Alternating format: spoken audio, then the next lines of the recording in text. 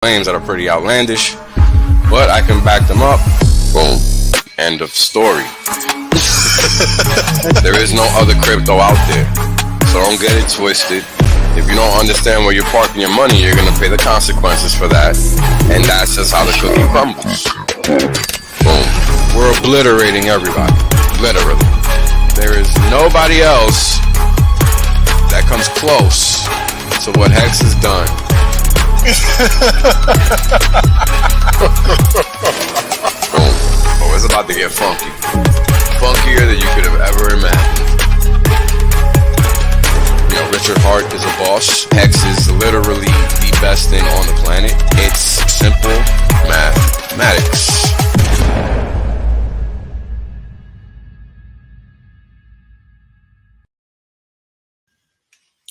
Yo, what's going on, everybody, as well as only? Happy Sunday evening, morning, Monday morning, wherever you're at. Hope everybody's having a good one. This one's going to be pretty straightforward. We're going to talk about a couple of things that I think are important for people to understand because Hex is a little different. And with respect to that, we need to understand certain basic macroeconomic realities, right? And oh, thank you, Balliot, already with the super chat, brother. Thank you very much, man, and a happy birthday to you, brother. Hope you have a good one. He just did a stream about an hour ago, just to keep people abreast of what was going on his own birthday, because that's how much of a boss Brand is. No days off Brand, right? That's what I call him, because that kid is always working. So again, we're gonna talk about just some basic things, right? The title of the stream kind of says it all. It's very straightforward. Those are going to be the things we're going to talk about, and whatever comes in line with respect to that, right? So, what is an asset, and how is a value determined? Because a lot of people like to think that anything is an asset, and that's just not the case, right? Um, Even if something is deemed an asset on paper, the question is, well, what does it look like on paper for real, right? Because everybody always has an opinion, but what does the math say, right? And that's what we're going to talk about tonight. We're going to talk about what does the math say as far as what is an asset, how is value determined, what is an asset versus a liability, what's a speculative asset, what's a non-speculative asset, etc. These are good topics to have a conversation on. And these are not the kind of conversations you hear people having anywhere in crypto, and there's a reason for that. It's because it can't. So let's have it because we can, and it's very simple. Um, you got things that are just paper, right? And then you got things that are claims to assets, but are just put on paper, right? So there's a couple different things. They're not the same thing. Um, and it's important to understand that difference because without that simple understanding, you're going to park your money in the wrong bucket, right? And that's what we're trying to avoid. That's why we always hear the word diversification and stuff like that, right? It's all this stuff is important stuff. So give me a second, guys. I'm gonna get my computer screen ready, because I want to start the stream off with a bang. Because we got some lame-o out here perpetrating a fraud within the community, and we just need to call them out. So we're gonna start out the stream with that. And then we're gonna get into the goodies. So give me about a minute. Be right back, guys.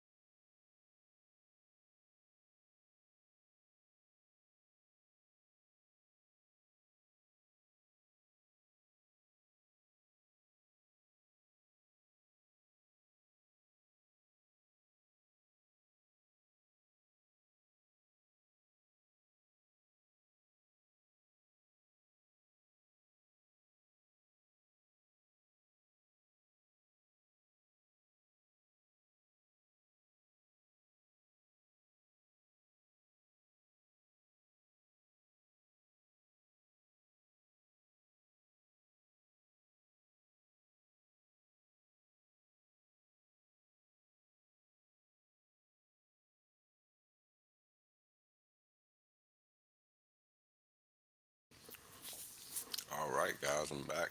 Let's get this screen ready to go.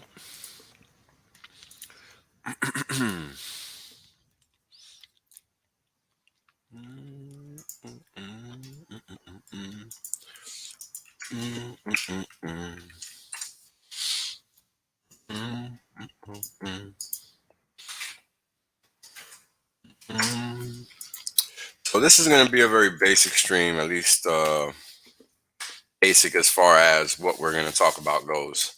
It's not going to be mathy. It's just going to be very basic. And the reason is because there's a couple of things that people need to understand before they can play in the world of money. Um, and those items are very straightforward.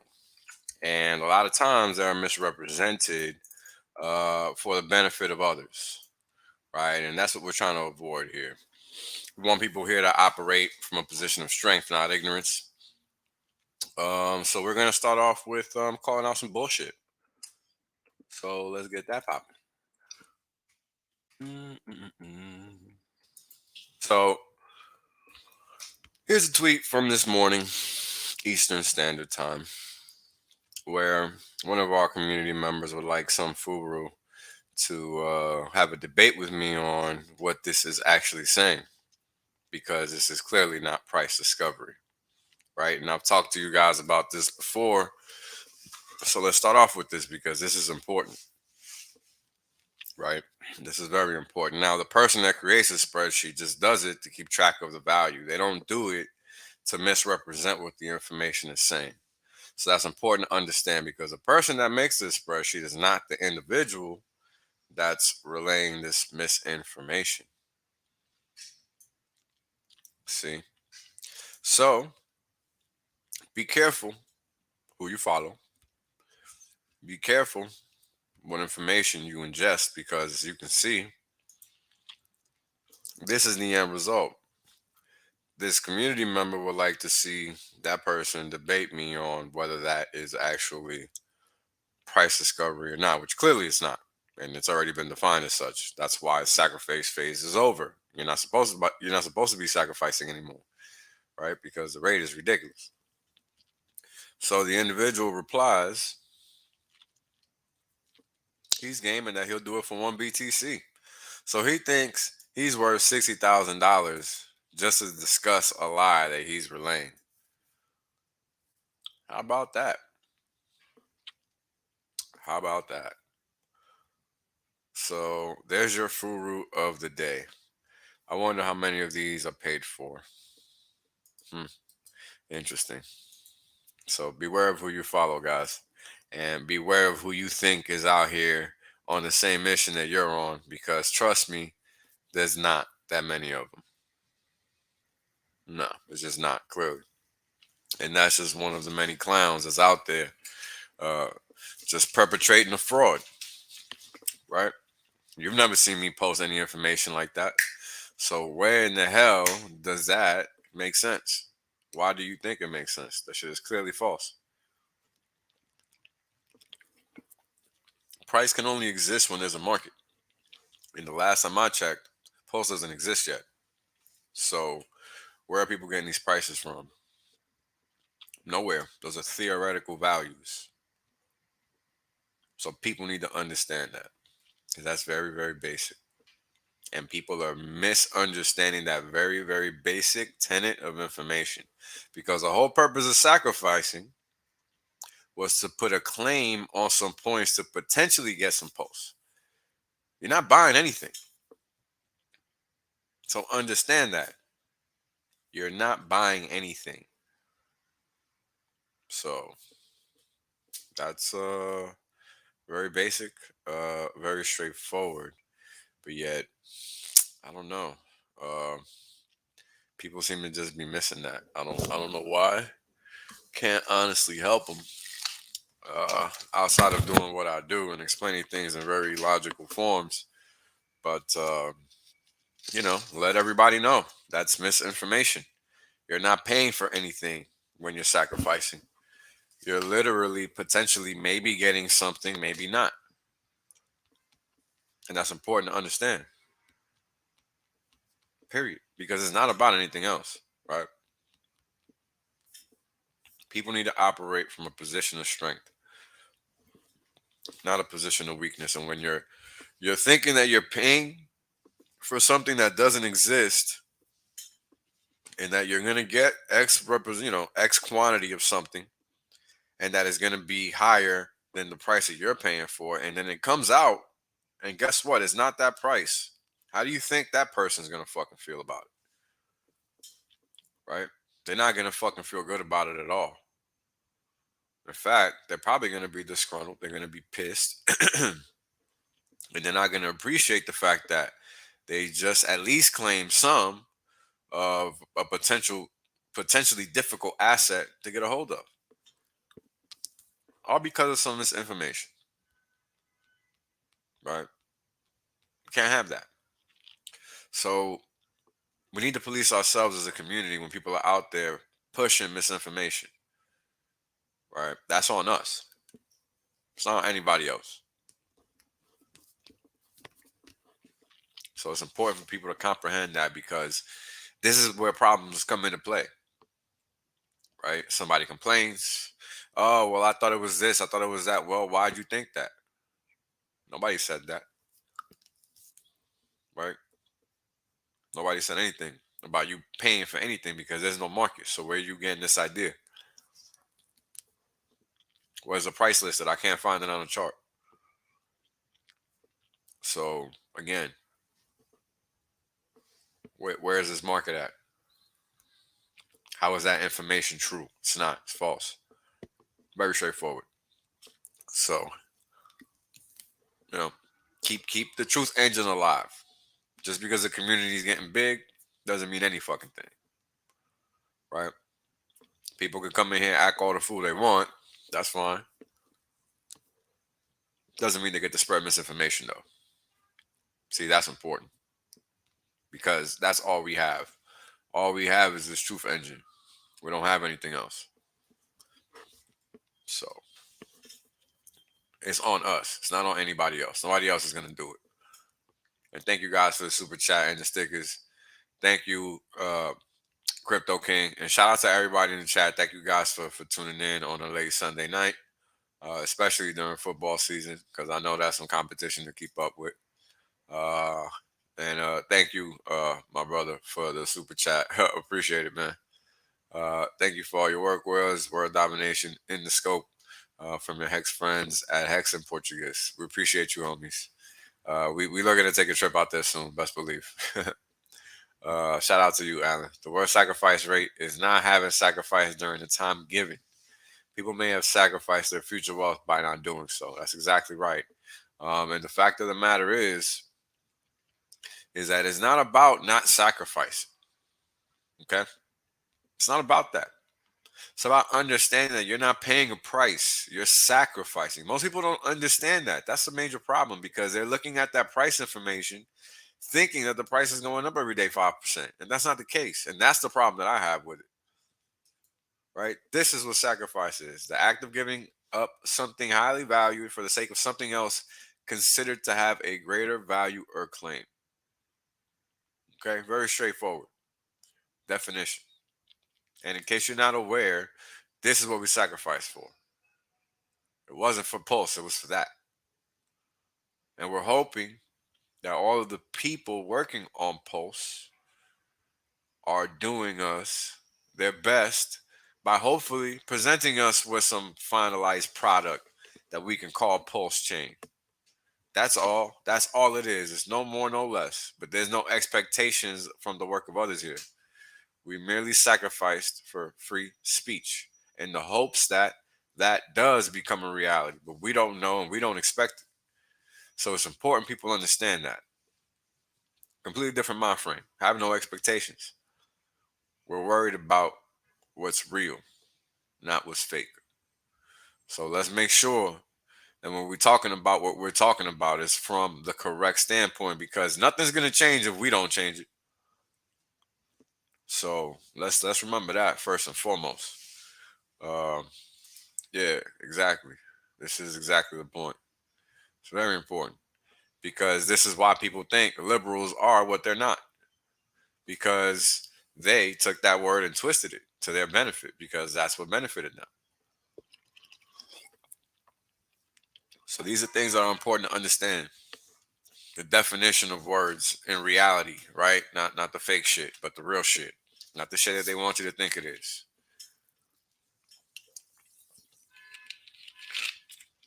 All of these ideas that I promulgate are important because that's the only way we're gonna take the world back. Not gonna take it back doing the same dumb shit everybody else is doing. That's a fact. Appreciate you, bro. Appreciate you. So yeah, we're doing that every day. You know, every time, anytime a Hexagon stream, that's what's basically happening, right? We're sacrificing a frugal because the quality is unmatched, right? You got to realize, even Hex has everything that's better than everything else. We have the best price performance, we have the best design coin, we have the best security, we have the best returns in terms of staking. We have the best design for the token just in general, just based on how the whole thing works all together, right? The circular logic, like everything about Hex is good. Everything. 100% uptime, the memes, the people in the community, everything is better. So every time one of us engages in the promise coin space, because it's not the crypto space, right? It's the promise coin space. We're letting them know how things go. We have to set the standard because there is no standard. It's very important we understand that.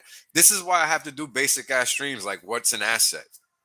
How is value determined? Like that's basic. That's not some fucking high level shit. That's a waste of time for most people because most people are at least educated to that level as far as what's real and what's not. But in a world where Beanie Babies are worth thousands of dollars and so are JPEGs, where they run up to they're fucking six figures. People have to understand why that happens so they can make the right decision because it's not that investing in those things is the right or wrong decision. Is that you need to understand what you're doing when you're investing in that shit because it's just not straightforward, right? What if none of those things ever took off because they clearly make no fucking sense, right? They make no sense. That's why, and when you buy that shit, you better be ready to hold that shit because there is no way to liquidate it. That like it's a liquid, right? And that means you just can't get rid of the thing whenever you want, whatever that thing is. You just can't get rid of it. So it's important, right? This is important shit because this is what people are crying about when they say, "Oh, but Hex has no liquidity," but yet they're the ones buying NFTs. Hmm, interesting. Crazy how that works. But here we are, man. It's 2021, damn near 2022. People are still calling Hex a scam, but in the same vein, people are still calling Bitcoin and Ethereum a scam. So we're looking pretty good because we have way better performance than them in the same period of time. So you can't beat the best thing out there. Like it's impossible to find a coin where you own it, hold your keys, and generate yield in crypto, right? Like, go find it. I'll wait because it's probably not going to be easy for you to find. Where you're holding your own keys, like that's the key, right? So, yeah, little basic stuff like that, right? Yeah, and this is the best scam of all. Yeah, it's just so true, right? Dollar is a scam, bro. Like a fiat currency in general is a scam, right? And this is something I was thinking about today. How is fiat like? I just need people to think about this for 2 seconds. Just for 2 seconds. How is fiat worth a damn? And excuse the background noise. I'm about to get right. How is fiat worth a damn? But yet the central banks need to hold assets that back that so-called fiat currency, right? Now, why? Why? Because if the fiat is good, why should we use a representation of value instead of using the actual thing of value? We used to use gold. Why not? And look, hey, I'm not shitting on NFTs. Okay, NFTs. I'm hearing they have their utility. I just don't know enough to even have the conversation. So, hey, man, just keeping it real. Just keeping it real, man. Just keeping it real. I'm sure there somebody that's smarter than me out there will find a use for NFTs. I don't know what they are. I don't know how they can be used or anything like that. I'm not smart enough, man. I'm sorry. Uh, I'd have to take a look, and I just not sure I have the interest or desire. Pulse seems more interesting, but you never know. Things change, right? So we shall see. But going back to what I was saying is like, how can you defeat something that's so good, right? How? Anything that Hex touches just turns into gold. Literally. Hex has a magic touch, right? How else do you get all of these items from a coin, from a community? Just the people that it's attracted so far because it's been hidden, right? Just look at all of those factors. And all of those factors help you realize what's going on, right? A lot of this is just what it is. Yeah, that's a good one. Right? Because that's true. Um, it's really not a financial tool, right? That's a speculative tool, right? And these are the kind of things we need to talk about because nobody else in crypto can have these conversations. They don't need to worry about it because they might or might not make money. We make money over here, right? And that's because we don't have to worry about what the value of something is. We know we have something of value because it is valuable, right? We don't have to worry about getting crypto and fiat, assuming the man wants to let us have some yield. You know what I mean? Like we don't have to worry about that. We get our yield because the contract says we're going to get our yield, and that's what we signed up for, and it's that simple. It's not more complicated than that, right? And I think that that's what people need to realize. Um, and interestingly enough, that's the main thing that makes Hex look like a scam to most people that don't understand that they're just literally interacting with code. Like they profess to know about smart contracts, but clearly they're not smart enough to know what a smart contract is. So there you go, right? Because all of these things people are claiming to want to do, elsewhere in the promise coin space, it's already done. It already exists here. So the question is, what are you waiting for? Right? You're gonna wait until Hex is $1,000 for you to figure it out. I mean, a lot of people that answer is yes, no doubt about it. I talked to a lot of people about Hex when I first found it. And there was just some people that I knew just by their demeanor, their reaction, that this thing was going to be big because they didn't want anything to do with it. There are those people, right? That they're just the clear tales of, you need to dive in because this motherfucker doesn't get it. And when you find that person, you need to lean on them and run shit by them, as messed up as that might be. But hey, it is what it is. You got to use people sometimes, and this is one of those times where it makes sense because you're not harming that individual, right? His ignorance is on him. You let him know about this investment. That's not on you. So just the fact that he didn't like it made me just understand that I needed to ape in because he's that kind of guy. Just thinks he knows too much, right? And people that think they know too much, they don't know shit. So perfect people to fade, unfortunately. So it worked out, right? This was when Hex was fuck what, maybe half of a cent still when I told this guy about it. So it was way back in the day, and we're at 30 cents. So seems like it was a good trade. So thanks, dude. All right, shout out to him, even though he'll never see or hear this, and that's cool, because some people just know it all already, and that's why life changes for some and it doesn't change for others, right? It's about understanding where you are in life. And some people think they know where they're at. Some people don't understand that there's always more to learn, right? And those are the people that get nowhere, unfortunately, because they opt to not elevate themselves. And that's all part of this conversation, right? It's like, well, how do you know what an asset is? Well, an asset is typically defined as something that provides value for whoever owns it, right? But what is that value? And how is that value true? Well, typically that value is defined with respect to what the asset generates in terms of income, uh, if that is what it's designed to do as far as an asset goes, right? Because people call stocks assets, but they're really not assets. They're just mere representations of cash that change in value over time, right? On the expectation on the future earnings of some corporation. That's all a stock is. Very simple.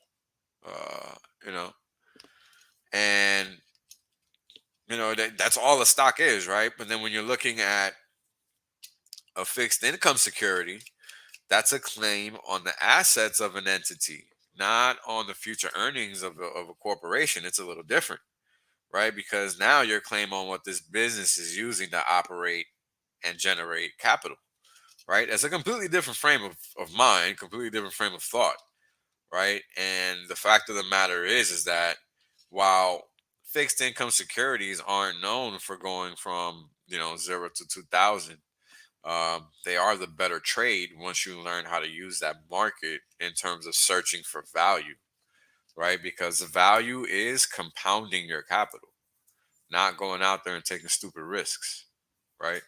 Um, and that's kind of the thing that people don't understand. Uh, I mean, you go from Beanie Babies all the way to Hex, right? The spectrum is broad. And this is why understanding value and how it's determined and what an asset is and what makes something an asset versus not an asset, right? Like all of that stuff is critical to understand. It's critical, um, because that's how you get better, right? Because I mean, hey, let's be honest. It's 2021. People thought Bitcoin was the last thing that was going to be the best investment, and here we have Hex. So who's to say that in the next 10 years we won't have something that's better than Hex? I won't be mad. I don't mind becoming a trillionaire. Shoot, I'll be looking out, right? Like that's the whole name of the game. The whole name of the game is understanding that there's no ending to it. Period. That's powerful. How do you? How is there? How is there an end to this game? Are you dead? Of course not. So that's how you know.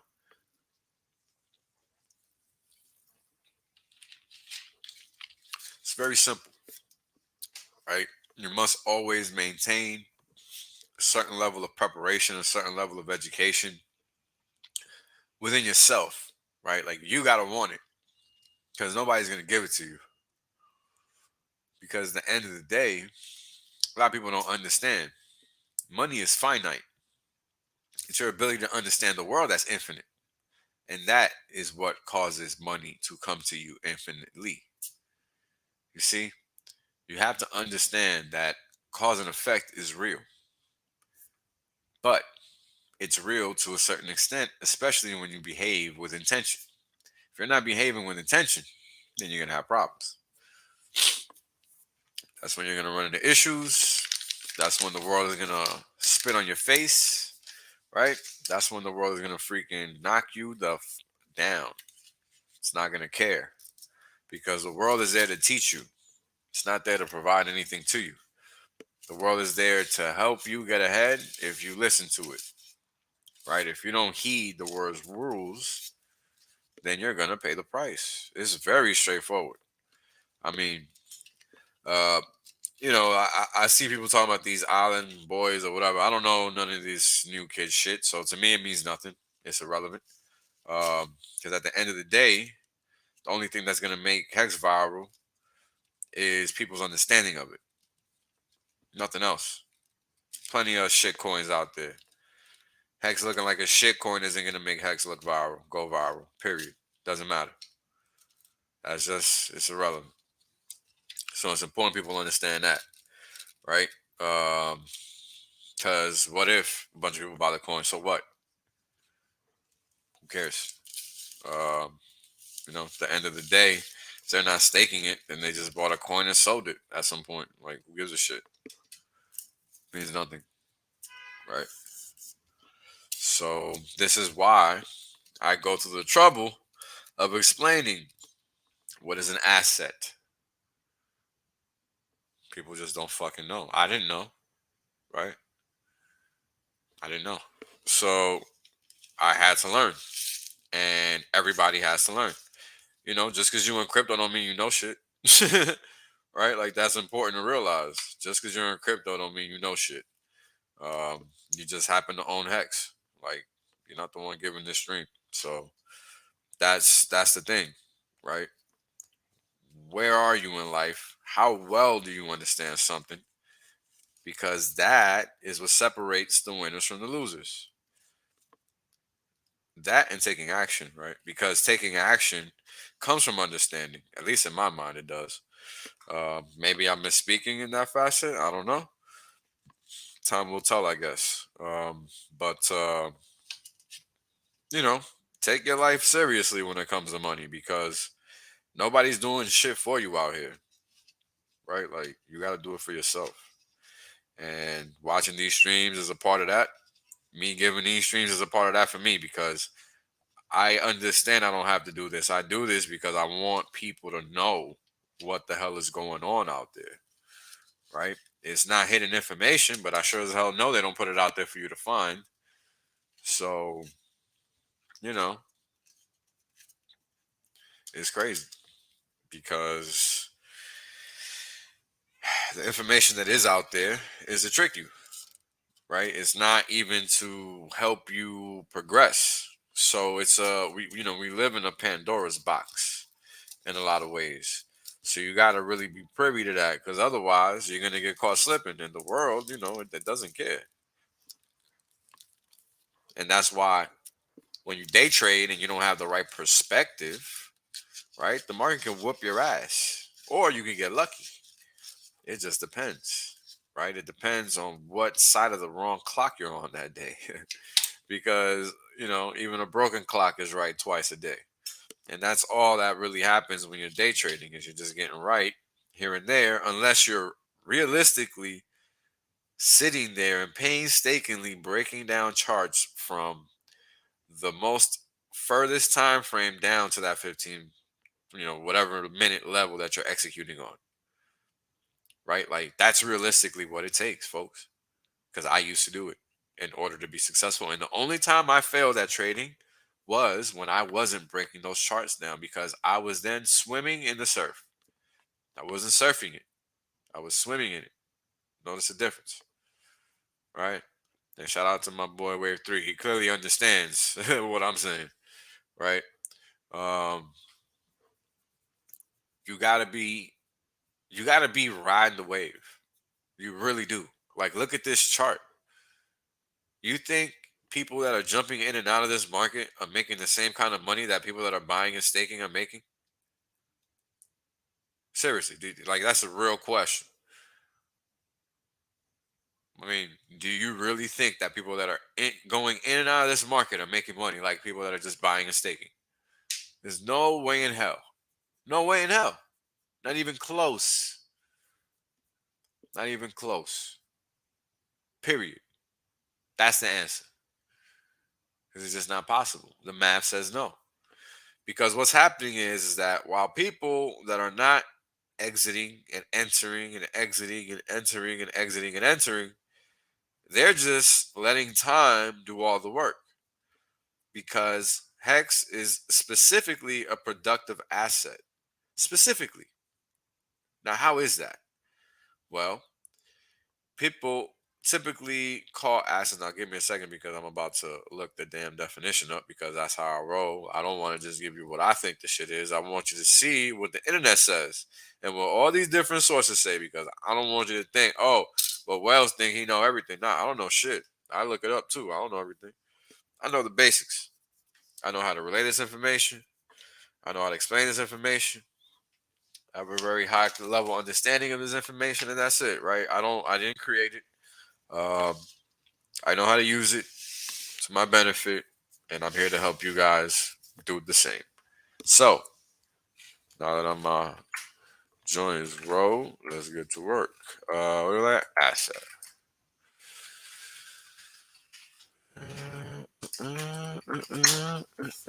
What is the definition of an asset? All right. A useful or valuable quality, person or thing, an advantage or resource. A valuable item that is owned. A spy working in his. Okay, that's not relevant. So let's keep moving. So you guys just saw a few versions of the definition.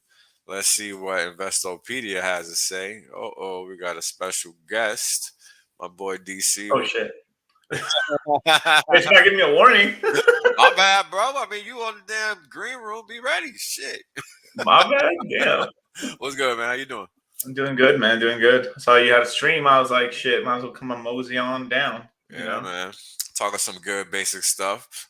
Just like what's an asset, right? From a very high level. You got very basic of a fixed asset, right? Something that's a productive asset, and then you have the speculative investment of the speculative side of an asset, right? Right. And here we have just what the Investopedia has to say. An asset is a resource with economic value that an individual, corporation, or country owns or controls with the expectation that it will provide a future benefit. Straightforward, right? Yep. So when we look at something like Hex, well, what is that thing that we're expecting it to provide? And that thing is called a yield, right? It's very straightforward. It's not complicated. It's not even hidden. It's very simple, right? It's something we all seek to some degree because that's the whole point of taking capital and allocating it to wherever you allocate it. Period. It doesn't matter whether it's an NFT or not. That's the whole point. You're trying to make more money. Otherwise, I'm not entirely sure what you're doing. What do you think, DC? In terms of Hex as an asset or just an asset in general? Just in general. Just in general. Yeah, usually an asset is just something that it either holds its value at the very least, or actually appreciates in value where you're able to get more resources for that, for trading in that resource or something else, basically. Correct, right. So you're just looking to attain more at a minimum, if not the same quantity of value that you put up when you're buying into an asset, right? It's very simple. Yeah. That's why I invest so much into Russian assets. No, the best type of assets. Russian spies. Right. So when you look at things from this very basic level, now you have a very basic understanding of what an asset is, right? It's just something with economic value that you own or control with the expectation that it will provide a future benefit. Now, the question becomes, well, what benefit do you want? Because there's a lot of different benefits out there. Right. Do you want something that is really dependent on a future benefit, or do you want something that's dependent on math? Right. That's kind of how it shakes out.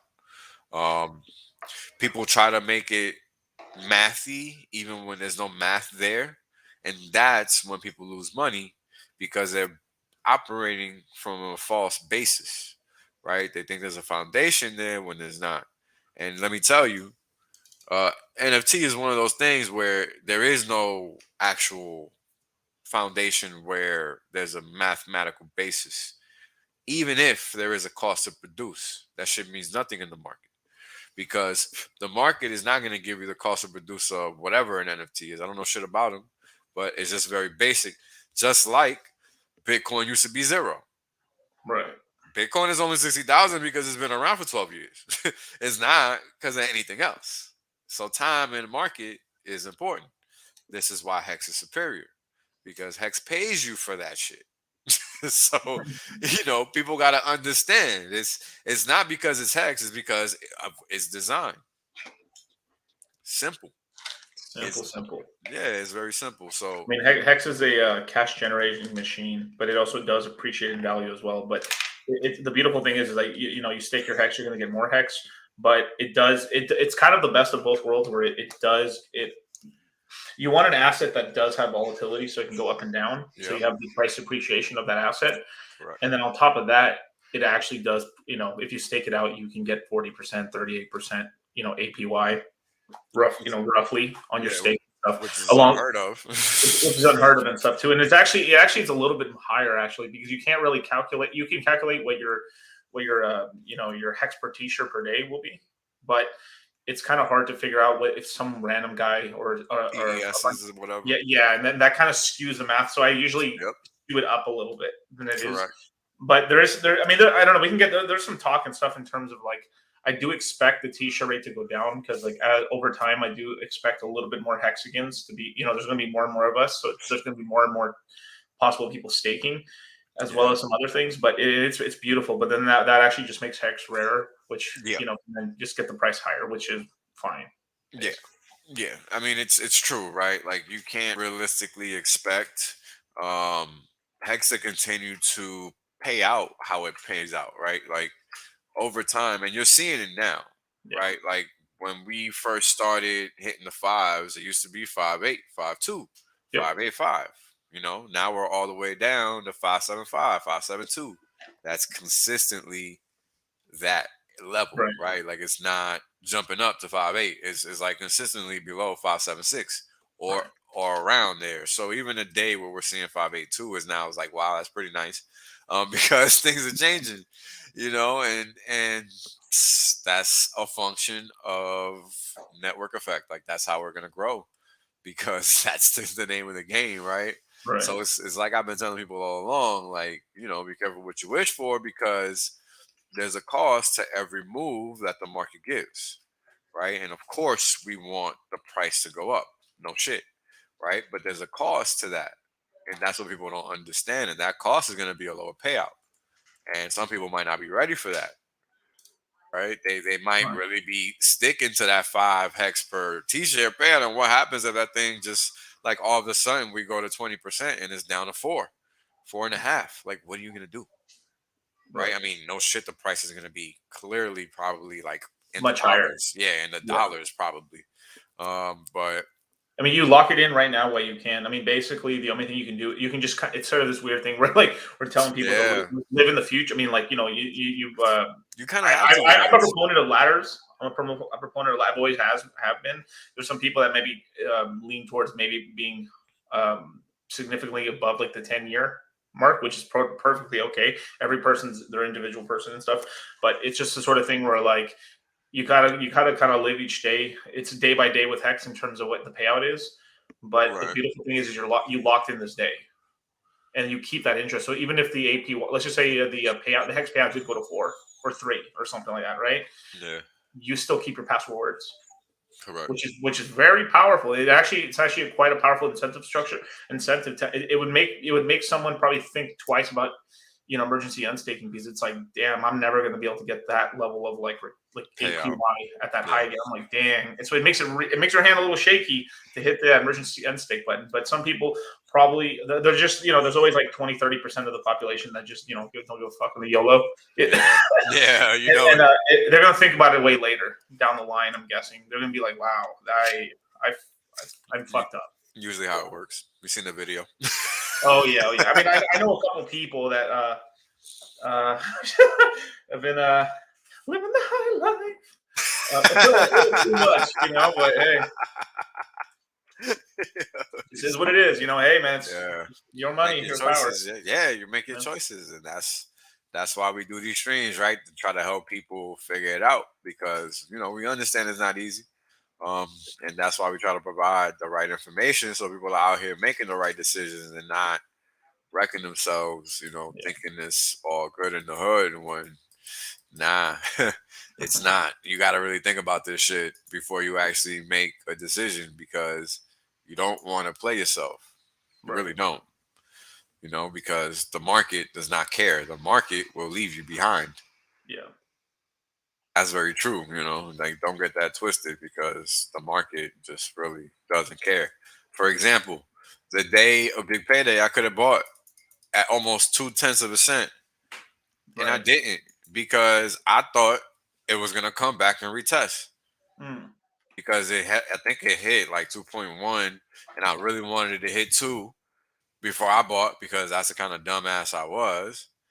And I was gonna wait for that too, because me knowing how markets worked, well, the price is gonna come back down to that level because that's how resets happen. That's how shit works. And guess what I'm doing, bruh? I'm still waiting, and this was on November 19th, 2020. Yep. So understand that when I speak, it's fact and ain't no opinion. So this is why, even if there is a dip in Hex, unless you was literally waiting for that dip, you don't wait for that dip. You just buy and stake because you're gonna make that money regardless. That's the whole point of earning the payout. Right. Like, what are you thinking about? What are you thinking about? Because the No, t-shirt rate, I'm remembering that time. I'm like, damn, bro, that was a minute ago. That was a minute ago. yeah, Yeah, I do remember buying though. I did buy at 22 though. I bought heavy at that. 22% of a penny. You mean right? yeah. This is way back in the day. Yeah. Yeah. I bought. I mean, I sold Shitcoin Moses sold some shitcoins and bought that dip. And I staked all those coins out 10 to 15 years. All of them. Yeah, I did. Yeah, because well, we can get into story time some other time. But like, yeah, I did. Well, I definitely did that though. That's pretty cool. That was a very good investment. Yeah. Well, that's the nature of learning, right? Right. Imagine, because you had to have thought that through. Oh yeah, Right. it was Like- a significant portion. I sold maybe like at that time. I had a coin go up very very substantially up. I was very happy with it, and then I decided to sell about half of it, Wow. half of all of it. Like I was like, and I was That's a sweating pretty bullets big- too because it was a lot of that's money for pretty me. big decision. Yeah, No, it was a big decision, but I wanted to really beef everything up a little bit, on that side. So I was like, let's fucking do it. And it was right before big payday too, so I got the big payday bonus along with it, and I was like, well, if there's ever a time, it's now. So let's do it. But let's walk through that thought process, right? Because here's the thing. This is why this is important. You went from non-productive assets, Right. productive assets, Yeah. just in the click of a button. Mhm. Like, you can't do that outside, No. right? Like, you would have had to meet somebody, inspect this asset, do due diligence on this company to make sure all this shit is up and par, above par, and all this nonsense. You would have to go through all these, 10 steps to freaking becoming a non-alcoholic and all this. Like, you would have to go through all these steps, bro, just to buy something. Right. But here we have something like Hex, where all you have to do is click buy or swap, whatever you want to call it, and you're good. That's it. Then you go to the wherever front end you want to go to stake it, and you just stake it for however long you want, and you're automatically earning a yield. Boom, minutes. Yeah. Minutes. That's powerful, bro. Because It's pretty crazy. I mean, like just the whole cryptocurrency industry in general. It's like you Yeah. have like the financial. I mean, this is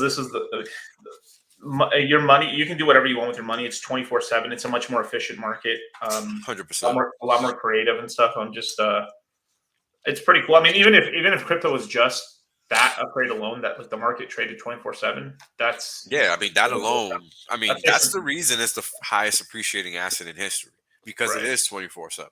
Because there is no friction to engagement. There's always operating. So the market is always going to take its traction nonstop. There's nothing to stop it, right? Like the stock market closes, right? Even FX and futures close. This never closes. So that's why. It's just the time is always available. So the opportunity is infinite. And that's what the returns show. It's also the ownership of, we actually own our assets. Actually, we have like custody of our assets, which is kind of incredible because like I think the equities market would actually be able to give you a slightly. I mean, I'm not saying it's crypto level returns, but I think because like a big thing about equities is when, like, let's just say you go through a brokerage like Robinhood or something like that, right? Or almost any brokerage, E-Trade. I mean, anything you use for a 401k, you actually, even though you do own it, you don't really have possession of it. So it's in a way, it's almost like you have a paper stock, even though you do own that share, right? You don't actually have custody of that share, and because you don't have custody of the share, you have a custodian. That custodian is over there lending your assets without giving you any return for lending those assets. That's why there's That's why people can short and long so much of these markets, as well as do all kinds of kind of financial fuckery.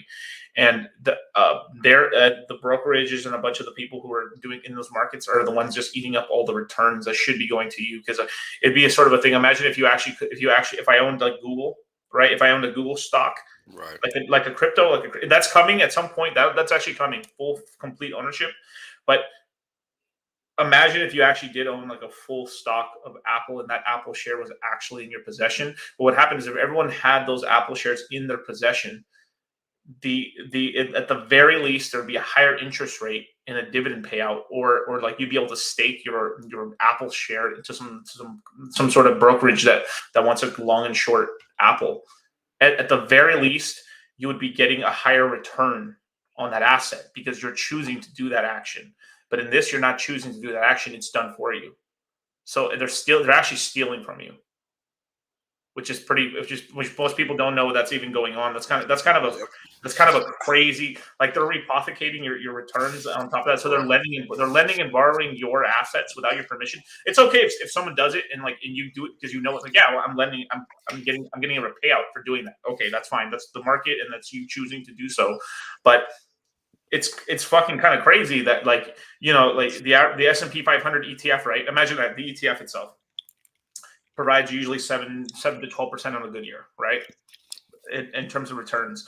If everyone actually had the token or the actual ownership of that token, you could probably generate an extra 5 to 3% as a dividend for lending it out or something like that, or just some, Right. or if you own GameStop or something, or GameStop, right? You actually own that equity as a token. You can just be all right. If you want to lend it, you want to short or long it, here you go, boom, pay me out the wazoo, and somebody could actually earn probably like a 200% APY on their share, which they should be able to. But all that money is being stolen by people who did, they're being stolen by people whose assets. It's not even your assets anymore. I'm fully okay with like a contract or something like that in terms of if everyone's like, if it's a fair party where everyone knows what's going on. You know what I mean? Like, hey, Wales. But that's not the case. But that's not the case. Yeah, and people don't even know that. Like even most people, like, they think that their shares are in their phone app or something, but it's not even there. Right. It's bullshit. It's such a trip. We've been so conditioned. We don't even think about that. 100%. People don't realize that they don't actually own the stock in their portfolio at all. Yeah. What's the chat talking about? I literally don't know what they're talking about. I don't know. I'm not paying attention, actually. I'm over here working on charts and shit. Yeah. Hold on. Let's see what's going on in the chat, because I'm over here working on charts. I literally was not paying attention to them. So they're talking about what kind of Indian they are. Okay. Oh my god, this conversation. So the chat's conversation is out, bro. All right. Damn, bro. All right. All right. Back to reality. Yeah. I don't know nothing about that. As a Mexican Death Eater, I voted for Voldemort in the last election. Now, and there you have it, folks. How could you be Mexican Death Eater? Don't you know Right. what the Mexicans have done to the? Don't you know? Haven't you studied your history? Let's not repeat it. Go ahead, bro. Yeah. Don't you know the Death Eater Party has deported more Mexicans than? Yeah. If only. If only, right? Yeah. If only. Yeah. Oh, man. But right, this is why understanding something as simple as what an asset is important, right? Like imagine you really was sweating bullets back then, but that was the most logical decision to make.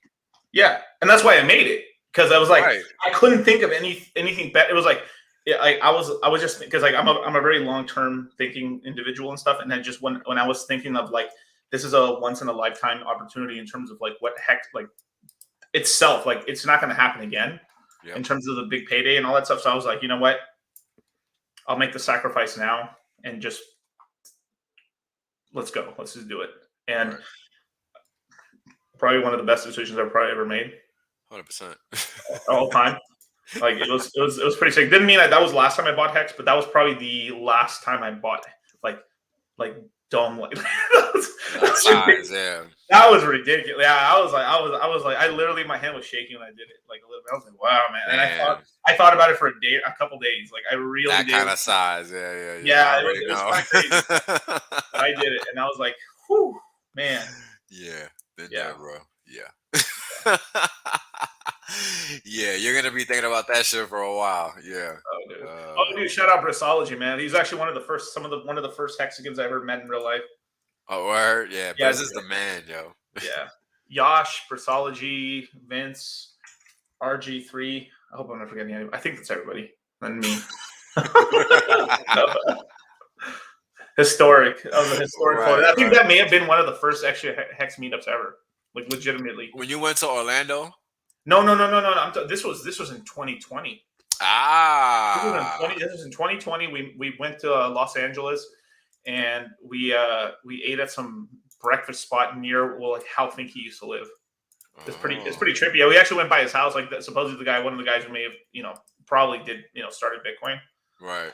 Yeah, that we were. It's kind of trippy. We just randomly were just eating there, and then we're like, dude, how Funky's house is like right there. Oh, right, that was like, random. Yeah. It was not planned. We were just like, wow. whoa, that was weird. That is weird. Yeah, that's too coincidental. Oh, Jeremy too, right? Yes, yeah. I knew I forgot somebody. Yep. That's too coincidental. Yeah, it was pretty. It was like pretty momentous. It was pretty cool. It's a sign, bro. It's a sign. Write Yeah. that shit down. I mean, seriously. I mean, everything that's happened in Hex so far has been kind of eerie. Oh yeah. Right? Like, what are the odds? What are the odds? Right? Like the odds of everything that's happening so far is pretty insane. Right? Like we got an all-star cast, and it's hard to refute. And even the new additions are top quality. Right. Like the people that join the community are typically top quality, and that's something that says something. Right. Yeah. That's the kind of allure that this coin itself has just by what it is, right? Without anybody doing anything extra. And that's important because that is really, no matter what marketing or whatever people do, right? Because there's no marketing budget here. There's no team that's doing it. It's just whatever people decide to do, right? That's all gonna be fine and well. But at the end of the day, people have to decide day over day that they're okay with what the decision that they made. And that's gonna come from performance. It's not gonna come from anything else. Right. You know what I mean? So that's why like the basics are very, very important. The rest is cool. Yeah. But, I mean, it took me a while to learn the basics of Hex as well. Oh yeah. It really did. Like T-shirts was such like a. But that's what I'm saying. Like the smooth brains make money, the wrinkle brains make money, and the people in the middle get like chopped up. Man. That's true. Yeah. My smooth brain back in the Hex was like, my Hex stake. I have more money. Like that's literally was my like Hex future, make Hex more money. Right, that was the extent of the thought process and shit. We didn't even have a calendar to stake anything, dude. It was like literally like I could still do the math. I was like, okay, 1 year 365. Okay, 2 years 730. Like we didn't have a calendar, so we were having trouble kind of calculating an exact. You had to find like websites and shit. Yeah, so we were just going like beep beep boop. So I mean, literally, I remember back in the day, like we used to take a calculator on our phone, and we just type in 365, and then we would just say, okay, how many years I want to do? 5 years. 365 times 5, 825. Stake. Back in my day, we used to use calculators to stake Hex. That's fucking funny. Yeah, exactly. Not really, right? And I was like, what? I remember a while, like when they added the like I had staked and stuff, and then like I hadn't checked, like I just like I didn't have, I just made like I kind of skipped a year basically in staking for myself because I was like, fuck, I'm gonna go like, even a year more out just before I even start receiving anything, and then I just started. Oh fuck, really? Damn, that's sad. Yeah, a bunch of my stakes for a day off. LOL. Yeah. So it was like, I hadn't checked that in a while, and I was like, Jesus Christ, a calendar! Wow, when did you do this? Like newfangled upgrades. Yo, that's crazy. Yeah. The OGs were making ladders on cave walls, literally, dude. Like it was pretty bad. That's crazy, yo. I couldn't imagine that. It was fun. We don't know what we were doing. Like shit, everyone, right? Like everyone is like, oh yeah. In the beginning, I knew. I was like, man, fuck out of Somebody here. fucking killed- Bullshit. Yeah, I didn't even know, bro. Fuck out of Yeah. here. It was so funny. Like me and RG and X and Hexo and then a bunch of other OGs, Crypto Coffee and stuff. We were all talking. We're just like, damn. A couple of years from now, so many people are gonna fake that they're OGs. And and I'm not trying to make that whole OGs because I knew there was like a little thing in the Yeah, on Twitter. Like and I'm an shit. OG too. Yeah, okay, no. But what I meant is like that they were like right there at the actual like first couple weeks, first month, Right, X and yeah. stuff, which is okay if you weren't. Like that's okay that you Yeah, weren't. I But- wasn't. But like literally, literally, I doesn't matter. I remember some of those those days where like Hex was at the lowest price ever. Yeah, Like those pools only have like 200 ETH in it and stuff. So it's like at best, you like 200 ETH, right? Let's just say a person was throwing in like half an ETH, a tenth of an ETH, or a full ETH in there. Just divide that out. There couldn't be 200 people. nah. There couldn't Right. be. So we're literally talking about like on those lowest days, there was like literally only like tops few. 80 people, 90 people Yeah, really putting in like a and then I find it funny that like I literally I can almost count how many people said they invested on that day on those days, and I was just like, really? Scooby Doo? Wow. Sure. Yeah, I never that's even a thought lot of about that people, before. AOC. Yeah, Yeah, I was like, I okay. never even thought about that before. You see, so be careful The what you math don't say. add up. You know what I'm saying? Yeah, be careful what you say, folks. Yeah, hey, I mean, I'm not gonna douche on something. You're here now, and everyone's here now in Hex, but it's kind of crazy. Like that's the one that always makes me go, huh? Like, Yeah. like whoa. 'Cause, Okay. Yeah, I'm not no OG. I didn't join until day 3:30. Ain't nothing OG Yeah. about that. I'm saying. I mean, I don't even care if it was before a big payday. Like, just Yeah. it's okay. You weren't around. I mean, I can say anyone who got here, like legitimately, like, I mean, I mean, I don't know. I don't even want to label it. It just feels weird. Yeah, No, it's just yeah. it shouldn't matter, man. It's like It if you shouldn't just weren't matter. yeah, it shouldn't matter because Yeah, it shouldn't matter. it's about how long you stick around in Yeah. reality. Did you get in before Big Payday? Yeah, I got in before big payday. Yeah, I mean, I would count stuff as like I guess when Hex first launched, and then Big Payday, and then like That's what a lot of people say, like big payday, like certain milestones in history Yeah, and shit. before Pulse Chain, right? Before Pulse, Right. it's almost A like lot of 80, people are saying 80, that BC, now.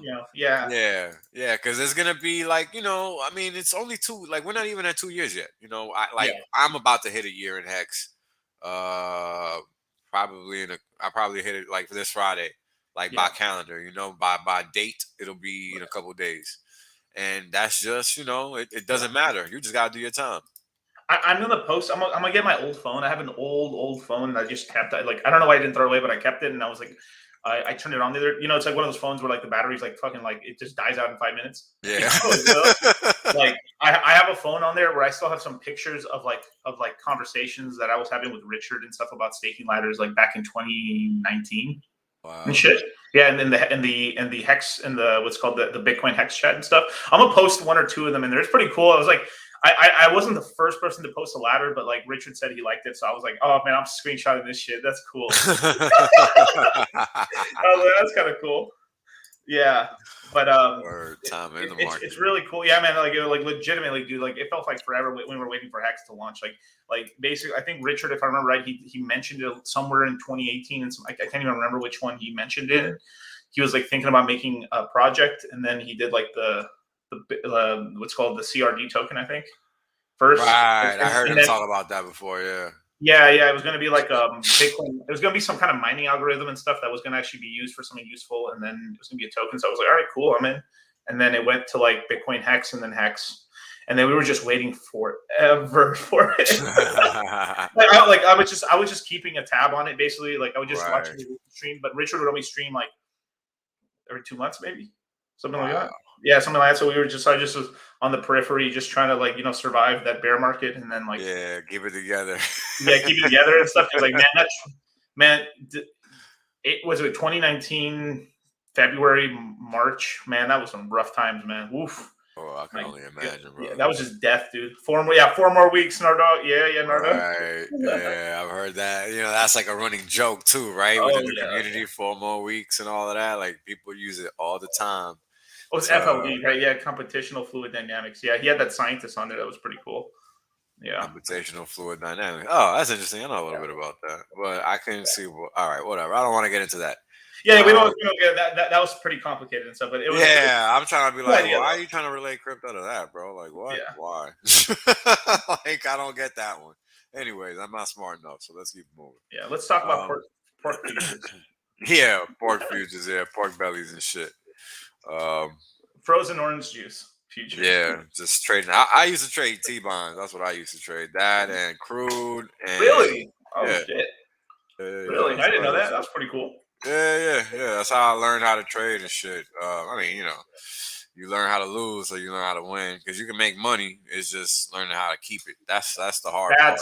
That's a quote right there for the books right there. Trying to keep Yeah, learning how to keep it. Trying to 'Cause, keep like, your money. bro, That's. I mean, I don't know. I mean, how you? I mean, I don't know. I mean, like, I don't know. That's a complicated subject to get into. I don't know. That's a big can of worms right there, man. well, I mean, it's important, right? Because we're Yeah. talking about an asset. Like, we all trade and try to do all these things because we like to think we understand what we're doing with money. Right. But this is why understanding what an asset is and how to determine value and how to understand time and how you're making money over time. Like, it's Yeah. important to understand that. Like, I spent a lot of time day trading, bro. And I got to tell you, um, I hit my stride like in 2011, no, in the summer of 2010, was it? Yeah, it was the summer of 2010. And then I went live like in the fall. Like I really thought I knew what I was doing. I took a nice little nut right now. I went live. And I was trading futures and whatever. And I made money.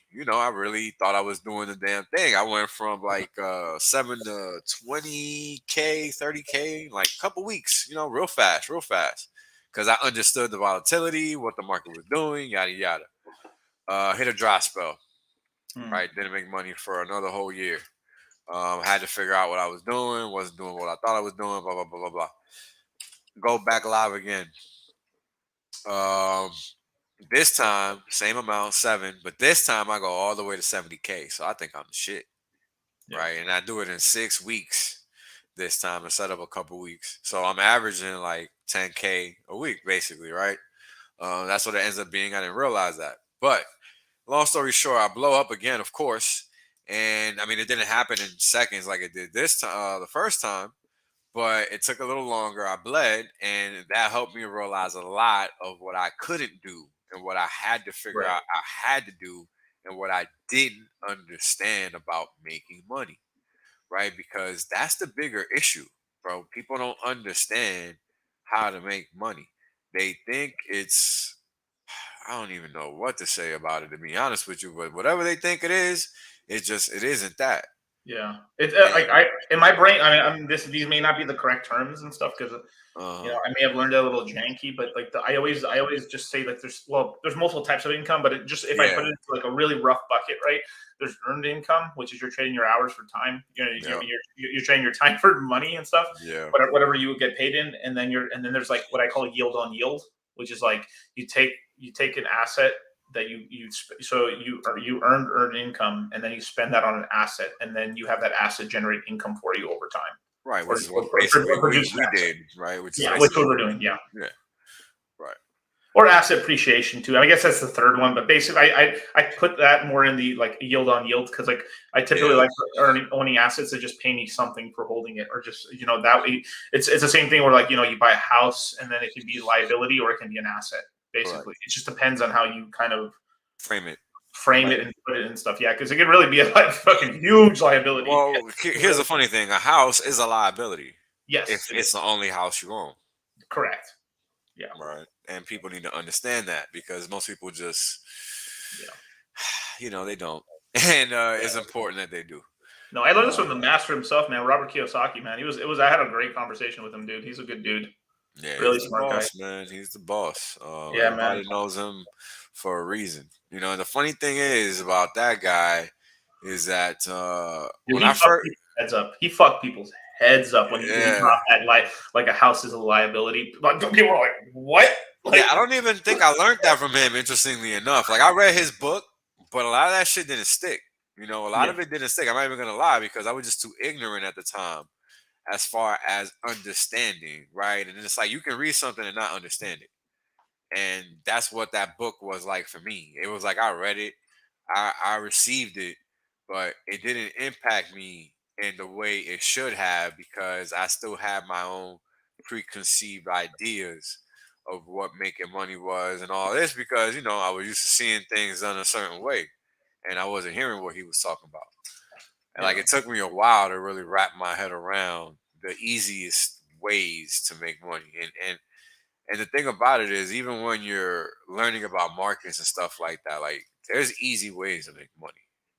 Yeah. You don't gotta kill yourself, and that's the hardest thing that there is for people to learn. And Hex really makes it easy, right? Right. Like, you know, like the ability to just sit there and do nothing but get paid and get paid well. Uh, it's unheard of, bro. Yeah. It's crazy. Like and I haven't talked about Hex like this in a long time because I was just tired of saying it. But man, people Yeah. forget. People forget, and let's remind them, right? Like, there's a lot of good coins out there, sure, but they're not productive economic assets. Period. So that pretty much is where it ends, right? Right. You gotta cut things dry, right? Like, understand what you're doing with your money and do it in a professional fashion so that when you do take a lick, you take it with gusto and you keep it moving because there's no reason to cry about it. Just Yeah. understand what you're doing because that's the bigger game here, right? We're all trying to do all these things to try to make more money at the end of the day. Very Yeah. simple. Very simple. So we have to understand opportunity cost first and foremost, right? Like any Right. dollar I ever spent back in the day when Hex was below a cent, man, that wasn't on Hex, I regret it. Yeah. Like, why wouldn't you? Right? Like you'd almost have to be crazy not to. Because that would imply that you're okay with not taking advantage of the opportunity of a lifetime. And that clearly would be insane. Right. Because we don't know if there's ever going to be something as good as Hex again. It might be as opportune as Hex, but it doesn't mean it's going to be as good.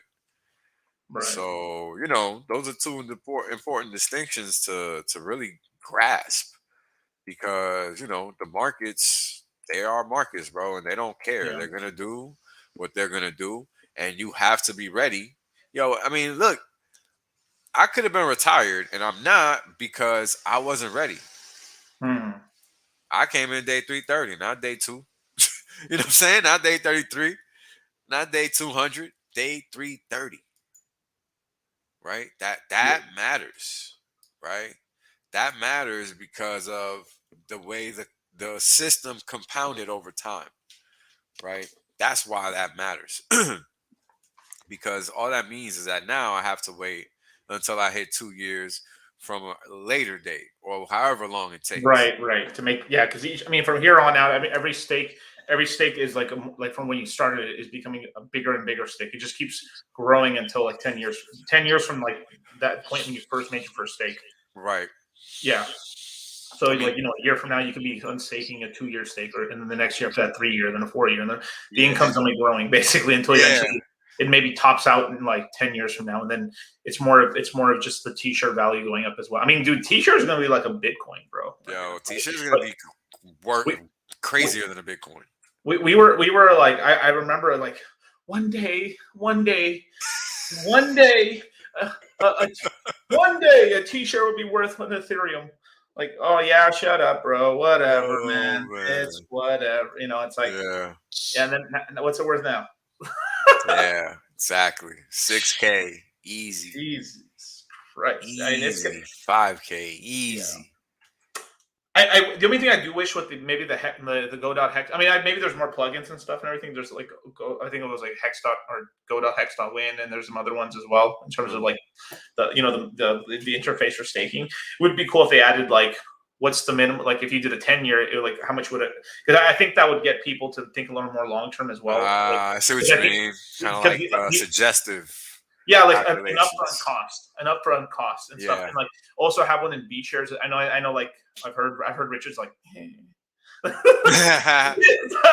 But like even me, like that actually hurt me because like I have a lot of students and stuff, and like they didn't have the they don't have the dough to do a full t-shirt, and I understand that it's like 18,000. Well, actually 19,000. I'm sorry, 19,000 hex, and that's a lot. That's a lot of Skrilla. That's a lot of moolah to like put away and stuff. So I mean, I started talking about accumulative t-shirts, which is like. First time I ever was telling people like you basically have to do like a half a t-shirt stake and stuff if you're staking between 1 to 2 years. And then I did sort of a layout of like what's okay and what's not okay in terms of size because you also to protect your capital from those nasty Ethereum fees. Right. Yeah. So what I said is the 1 to 2 year stakes you have to have them like half t-shirt stakes, and then after that it doesn't matter as much. But I still said like maybe a quarter of a t-shirt from like year 3 to 5, and then after that you can go 10th of a t-shirt basically at that point. Oh look, it's Motley, the investor. Yeah, what's up, guys? What's up, homie? Yeah, and actually Motley was one of the guys who actually helped me out with this because like I was like Motley knows I was kind of freaking out about this in the green room. I was freaking out about this because like I was about to do this huge presentation to my students, and I was like, what the fuck am I gonna do? I've never like talked about like getting anything under a t-shirt, and it was like that come to Jesus. It was really messing my head up, man. I was like, am I really gonna be like telling people to get like a 10th of a t-shirt, which and then like cumulative t-shirts, and it is about like the total amount of t-shirts you have, not just like how much you have in one stake, Yeah, it's about all the shares. It was really messing my head up. Yeah, no, I get it. Number of hex is relevant. T-shares, B-shares, it's all irrelevant. Just get as many as you can.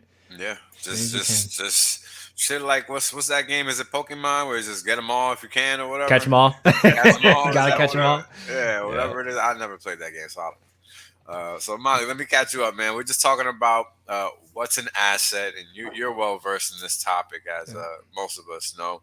And we also are going to eventually talk about how value is determined, right? We kind of talked about it a little bit earlier. We didn't really focus in on it too much, but it's kind of just a general conversation, not really hex specific, but it all ties back to hex always because it's the best. It's the best asset. Yeah, it's the best on asset. planet Earth. Exactly. Yeah, and in its purest form. Right. It's hard not to talk about it when we truly have the greatest thing on planet Earth when it comes to terms of assets. Like nothing beats it. Know what? I guarantee I would give someone 10,000 hex right now if they can give me a better asset. There's no way. Yeah, you'll be waiting here all day. For a week. A year. Yeah, for a while. We're waiting for a while. I say at least another 8 to 12 years. Mm-hmm. At least. I mean, number one, we'll never know who made Bitcoin. Number two, there's not a lot of Richard Harts walking around. No, definitely rare. It's a jack of all trades at a high level. At an extremely high level. Yeah. So, I was thinking about this earlier, like, damn, like, I don't think of myself as a smart guy like that, but that motherfucker, like, he does everything with intention. And the shit he does, he's already thought about it before he even thought about doing it. You know what I'm saying? Like, he's on some other shit. My increased IQ points over the past couple of years have been solely due to him, more or less. Yeah. 100%, bro. Like, learned a lot. Like, real talk. A thing or two about a thing or two. Yeah. No bullshit. Because let me tell you, I have like issues dealing with human beings. Right? Like, I really, Amen. I have a short tolerance. I have a short tolerance or a short level of patience for them, right? So I had to learn. Preach. I had to learn how to like be patient with people, right? Like, you see how he's so patient and how smart he is. I'm like, damn, this motherfucker can do it. I got no excuse because he's way smarter than me, right? So I gotta like button that shit up and learn how to be more personable, even more so than I already was, because I already knew I was, but clearly not enough. Yeah, imagine you being frustrated with someone who just not quite to your intelligence level or just not understanding a simple concept, and imagine someone like multiple tiers above you and then dealing with that same person. If he can do it, you can do it. Yeah, exactly. Right. Yeah. And it's about just realizing you're no different. We're all the same. Yeah. So if one person can do it, anybody can, right? And it's that simple. Let me see if it's me. Might be me. Yeah, I'm getting a little bit of feedback. Let's see. How about now? Yeah, Test, that's test, better. test. Yeah. All right, cool. Yep, that's Fine, better. man. Yeah, nothing new there. Not All hearing right. myself in my own ears. I Yeah, hate nah. that so much. Yeah, I don't even like my voice, bro. So Yeah. No one does. No one likes their yeah, own voice. is that common? That's common. I think there's probably even like a term for it, but I'm pretty sure most people do not like the sound of their own voice. Well, it's not just me. Yeah. It's every time people are like, "Hey, your voice," and I'm like, "All right, you weirdo." You just cringe a little. Yeah. Like, Whether all right, I dude. want to or not. Yeah. Yeah. Can't even help it. It's like, all right. I mean, you wouldn't in nature. You wouldn't really hear your own voice ever, unless it was like an echo or some shit. You know, Right. Yeah, it's weird. It's actually kind of weird. Like I remember like hearing my voice for the first time on a podcast. I was like, "What the fuck?" That's what I sound like? Yeah, I was like, Shit. I sound way cooler in my head. It's like, wow, that's embarrassing. I sound masculine. What the fuck? I've been lying to myself this whole time. I sounded something like the Marble Man in my brain, and I sound like, "Hey, that boy, I'm a real boy. Oh, boy." Oh my god! But that's important, right? Because that's a level of knowledge right there, right? Yeah. It's about perception, understanding, and realization at that point, right? Because it's like, holy shit, I'm not who I thought I was, at least in my head, right? Because that's not how other people, like, people don't perceive you that way. You know what I'm saying? Everybody doesn't see you the way you see yourself, right? And that's like almost the same thing as like when you read this basic definition. Right. It's basic, but people don't understand that even though this is a basic definition, there's different levels to that. Just like you were talking about earlier, right? When you're talking about owning equities, you don't even own those equities in your portfolio because the DTCC actually holds them. Yeah. So Or Citadel or some shit, or like anybody but you. Yeah, any of those guys. Yeah. Anybody but you. And that's why the market, you know, you were talking, making so many good points earlier that I even forgot. But this reminds me of what I wanted to say earlier. And it's just that's why the market works the way it works. It's because it's designed in that way so that they can make it beneficial for them to work it that way, right? Like they're not out here trying to do anybody any favors, right? At all. I mean, it's just like you said, they're clearly taking all that money. Because what else are they doing with it? A little bit of sidetrack, but I looked it up, and so there's actually a term for it. It's called voice confrontation, and they actually use Mickey Mouse as an example. DC.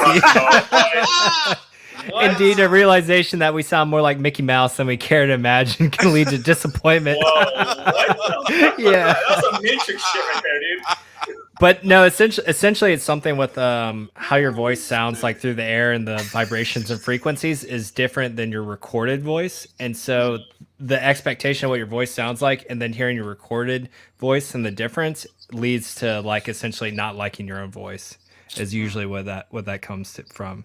Interesting. Yeah, I don't like it. But then they proceeded to use Mickey Mouse, people sounding like Mickey Mouse in their heads. I don't sound like that motherfucker, so I'm good. Man. Yeah, I was about to say, Wales is good. He's got enough bass and baritone to cover. Right. That's true. That's true. Not all of us are as fortunate. Yeah. But that is crazy, right? Like, what are the odds? Damn. Yeah. Mickey Mouse on the stream, Mickey Mouse on the Google search and shit. Fucking crazy, man. What are we gonna do? Yo, Mickey Mouse is a fucking productive asset. Yes, it is, man. Shoot. All bullshit aside, making money all kind of ways off Mickey Mouse. Movie theaters, licensing, paraphernalia. They got a monopoly on entertainment, essentially. Right? I mean, it's crazy. Disney owns it all. Owns it all. They churn out tween stars like a fucking conveyor belt. Man, Tween stars? Tween stars, man. Shit. Tween stars. Tween. All right. Yeah. They have a mill. It's pretty crazy, like what they have. I mean, they can basically make anyone famous, basically. You know, just put them on some shows, put some laugh tracks and shit. That show's not even funny at all, and it's, done, and that person's famous ish to a bunch of people. Oh, that sounds like Hollywood. Yeah. Yeah, I mean the best interpretation of Mickey was like from South Park. It was like, "Don't you talk to me like that?" Being the shit out of brothers. I mean, basically it was. How are we supposed to make money if you don't have the purity rings? How are we going to sell sex to young girls?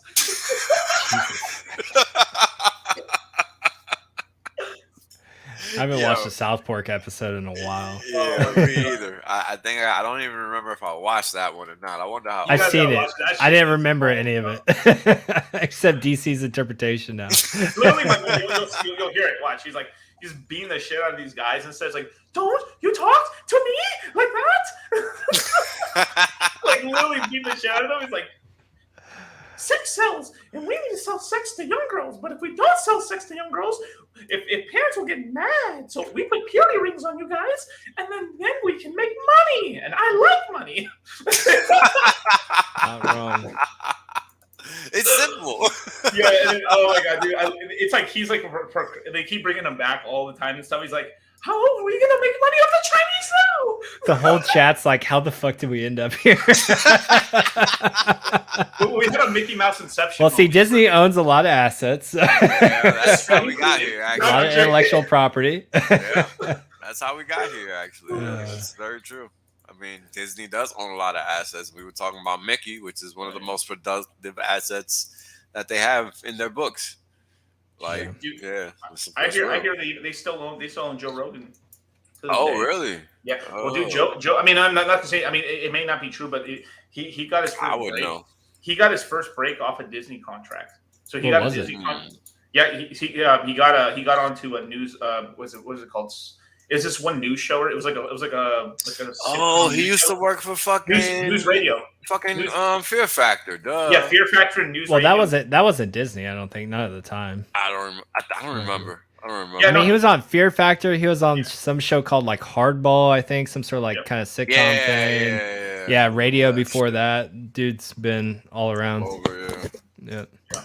Yeah, I feel like a Disney contract like owns your soul. Like I remember reading something about like they essentially own you as like an intellectual property and anything you produce in the future, even if like you go your separate ways. Like I've heard of like ridiculous contracts like that. I don't know if it was necessarily Disney, No. but I know stuff like that's existed before. I know they have something called adult contracts and shit where like they do own some of the money, but not for it's more of just like they can tell you to do something and not to do something. It's like a free reign sort of. It's almost like they have like age. This is just hearsay shit right here, but basically there's like some a lot of there's a lot of people out in the news and stuff where they just won't like Disney or some agency who owns them a little bit say, hey, just don't talk about the subject, and they'll just talk. You think they're just normal dudes like on a podcast, but they're completely bought and sold.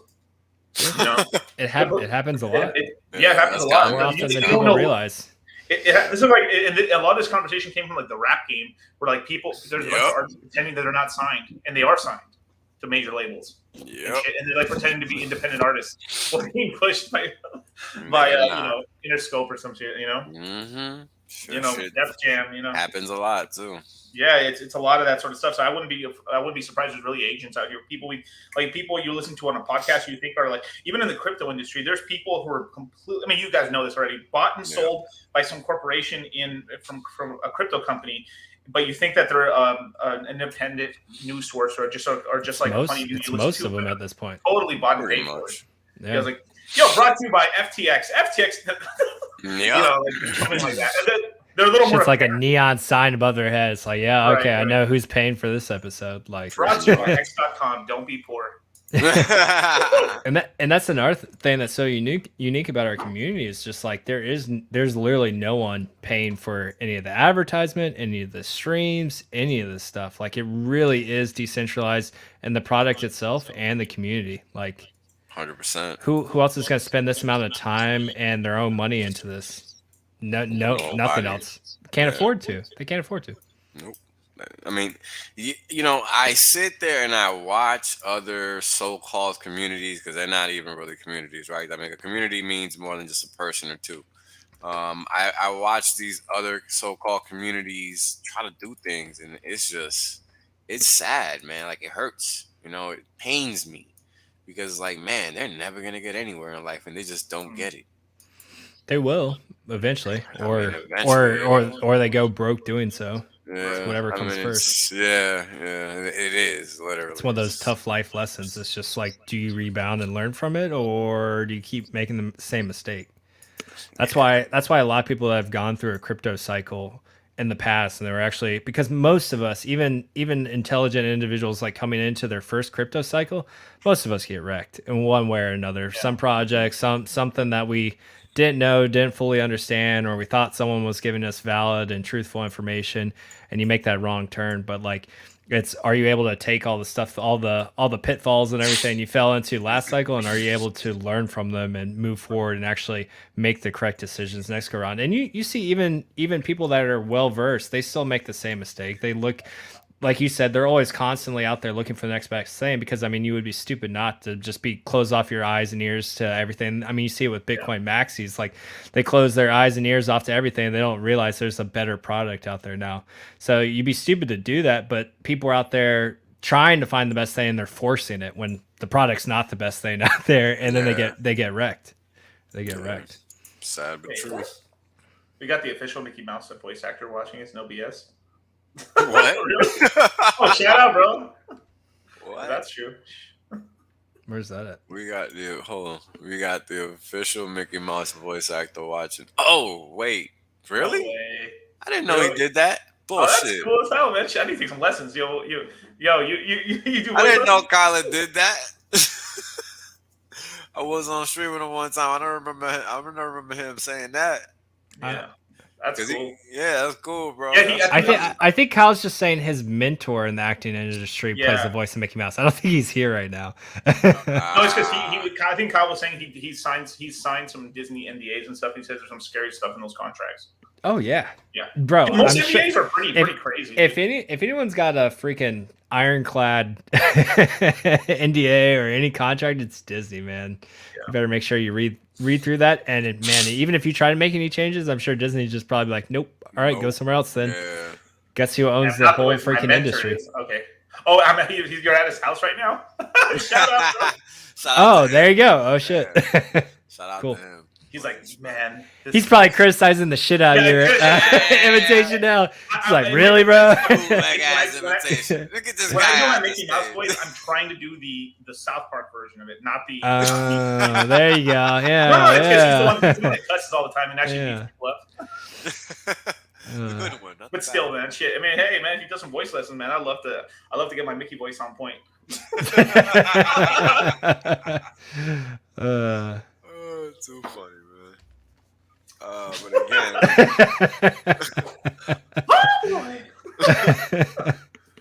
But again, but that's life, right? Like, how old is Mickey?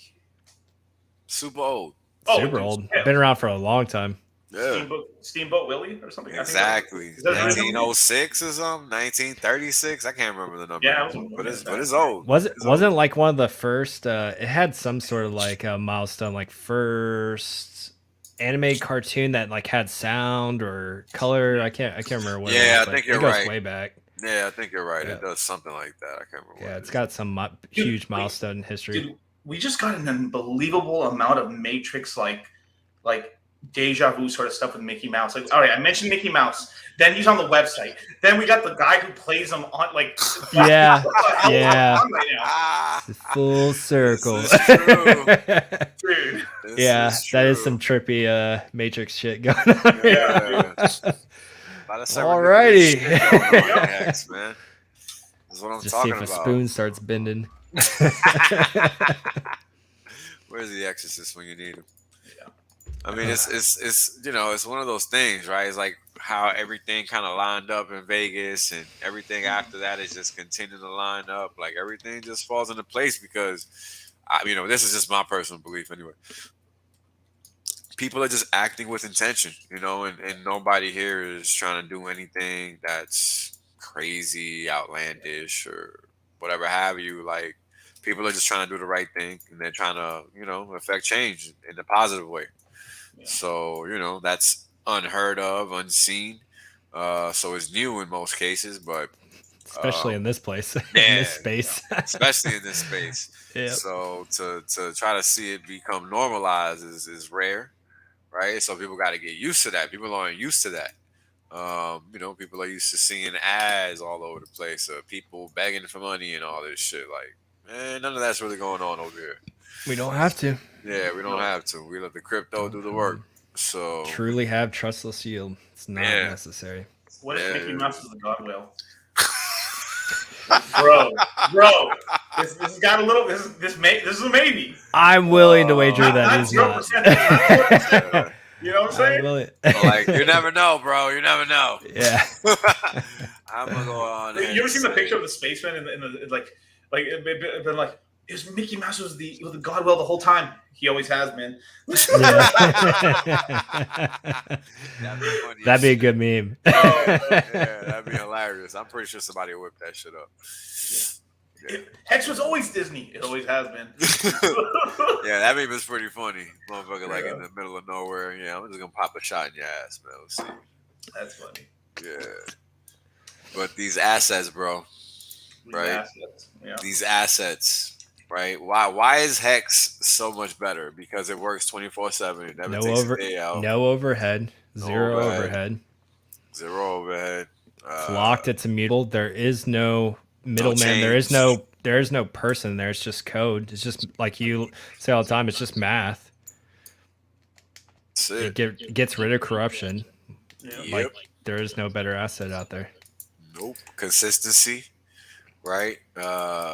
Deliberate intention every day at 00 UTC or 0000 UTC from the code. Time value of money, delayed gratification. Like you got capital appreciation embedded in that. You got so many positive aspects embedded in Hex. How can you not be a fan? It's that's why I'm selling my other assets for Hex. Correct. It's last house I'm about to sell for it. House. You guys heard that? House. Oh no, not the first time. This will be number 3. Number 3. Exactly. Number 3. Do the math, guys. Yep.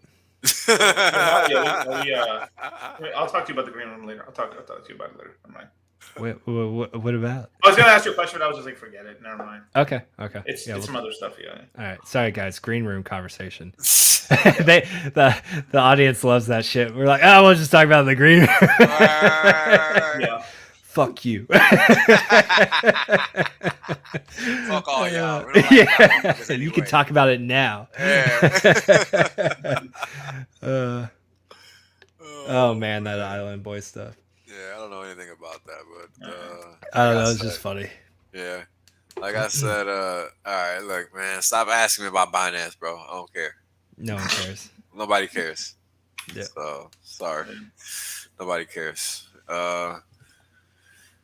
Okay, you asking about Pulse? I'll answer that since you asked.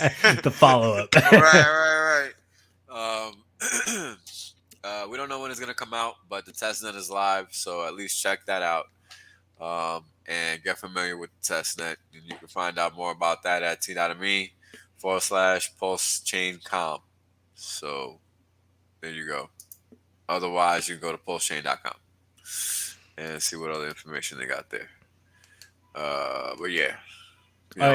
I offered 1,000 hex for whoever chooses the right launch date of Pulse Chain. Oh, so. Did you? Yeah. So Legion VC News on Twitter. If you go follow it, my last tweet, 1,000 hex to whoever guesses the date right. So good luck. Go over there and give it a shot.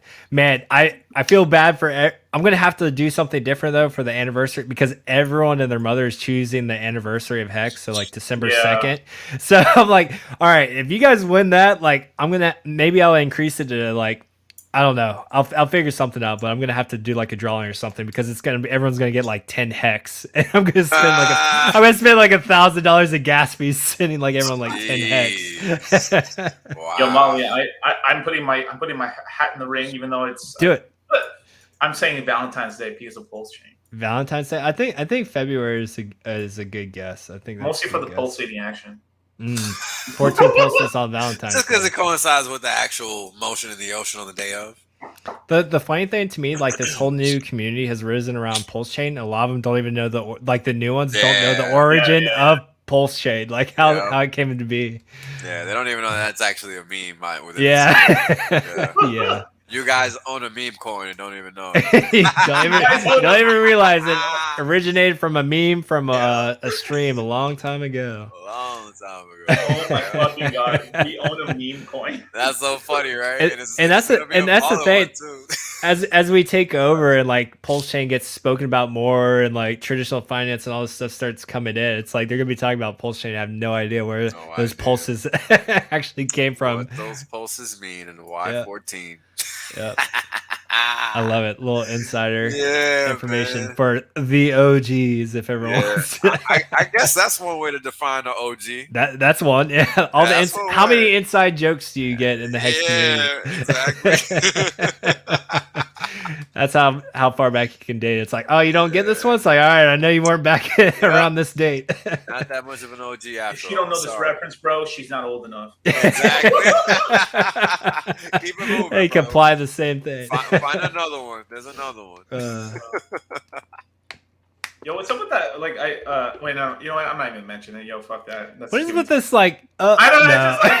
no. Just like, hey, man, like, they're rugging everyone right now. all right. I saw, like, I didn't get a chance to click on the video or anything like that, but I just kept seeing Hexkins like tweet at something about Hex kisses or some shit. Oh yeah, some new succubus is on Twitter offering kisses for 100 hex. You know, standard stuff. Oh. Yeah. Okay, got you. Yeah. Interesting. Yeah. Well, hey, comes with adoption. Whatever works, bro. I mean, hey, somebody will give their money away. Oh, I guarantee you, she's at least gotten one round of 100 hex, easy. Yep. Guarantee it. Yep. Some sucker out there, that's for sure. I know there's a few. If 100 hex was dollar bills, some dude's throwing the stack. Imagine. Sure. Oh my god. I read through that thread. It was pretty funny. It's like this bitch thinks her kisses are worth $30. Like, I'm going to the strip club later. I'll get one for $5. That's funny, man. Damn, I haven't seen that one. Oh, some of the comments are brutal. Yeah, that's gold. That's gold. I mean, that's what you speak of, Motley. What's up? No, nothing. Okay. No, don't get quiet. Keep talking. I don't want anybody to hear me. Yo, DC are fools. Facts. That shit is funny. Oh, man. One hex for a happy ending. Oh my God. We'll get there. Don't worry. T-Merch gives me 100 kisses. I'll give her one hex. Oh man, that's just sad. but you know, that's what comes with virality, right? I mean, you're gonna see. You gotta see all walks of life, all walks of tweets. It's all coming. Yeah, it's all gonna come, right? Like, I literally keep a column for Bitcoin just to see all the nonsense that gets tweeted about it. And trust me, Hex is getting there. Yeah, we got that new wave, and that's why why it's so important to educate them as soon as you can. 100%. Yeah. Nah, you joke, but it's true. No, not a joke. I'm just laughing as I think about it. No, right. Not a joke. Not a joke. Yeah, it's real, man. It's real. Because if we don't do it, we're just gonna continue to let the space continue to stay in its current state, which is not a positive one. Yeah, it's not okay. It's not okay. Not where we want to go. No, it's not. So, it's on us, right? And that's why we have to keep streaming until we can pass the torch on to those that can maintain the quality and the standard. Because here's the thing. We're the OGs in terms of streaming and the quality of the content and all of that. So we do have some level of responsibility as far as maintaining that, which of course isn't difficult, right? Because we're just being ourselves. But you are going to have those that are going to try to perpetrate a fraud, and that's why people being authentic is critical. You can't fake that. So you got some new streamers which are being authentic, and you can tell, and that's what you want to see. You don't want to so many new streamers. It's amazing. Yeah. It's cool to be able to just like you can like just pass off the torch. You're like, all right, Hex is way too valuable. Here you go. It's your turn. I had it. You got it. Yeah, it's coming. It's coming, man. Yep. It's coming because that's what it's about. It's about growing. It's about letting others do for the community as well, right? Because we all have to evolve in certain ways, and that's the name of the game. And those of us that have been around long enough, we're taking those steps forward. And that's what it's for. It's about adding value in different ways and in different forms, right? And that's why we can sit here and have these streams. Like I can literally sit here and talk about this topic for days on end because it's that important. People have to understand that an asset is not just something that you can throw around. Like it's literally, it should be something that's generating value at all. Not if you want to become wealthy. Right. Like, come on. Like think about it. You're like the whole name of the game in the theater of life is fast money. But where does that money actually come from? Right? That money comes from you taking risks that you don't actually need to take. So, what if you removed all of those downside events from the series of events that are your investments over time? Because once you remove those, what happens? Well, let me tell you, because I got a story to go for that. Well, just like I told you guys earlier, how I was making all this money and then I ultimately blew up. What I ultimately discovered was while I made only $70,000, the reality is that I made $300,000, but I lost 230. Yeah, exactly. And your time. And my time. So this is why more valuable than that. Exactly. So imagine if I would have been able to had just bought an investment, right? Whatever the hell it was at point A and never took any of that downside risk. I would have been up 300K instead of 70. That's what would have happened. You see? And that's the importance of understanding time in the market, right? It's about realizing that, yeah, you're trying to compound this capital, but how exactly are you trying to do it? Because if you don't own a productive economic asset, your best chance is literally buying shit like this. And don't forget what it looks like when it's compared to the best performing asset on the planet. It's really not that impressive. It's just the oldest one. Very critical. Because while Bitcoin's done this, Hex has done that. Right? And that's the reality of owning a speculative asset versus a productive economic asset. Ooh, God, that chart looks great. Exactly.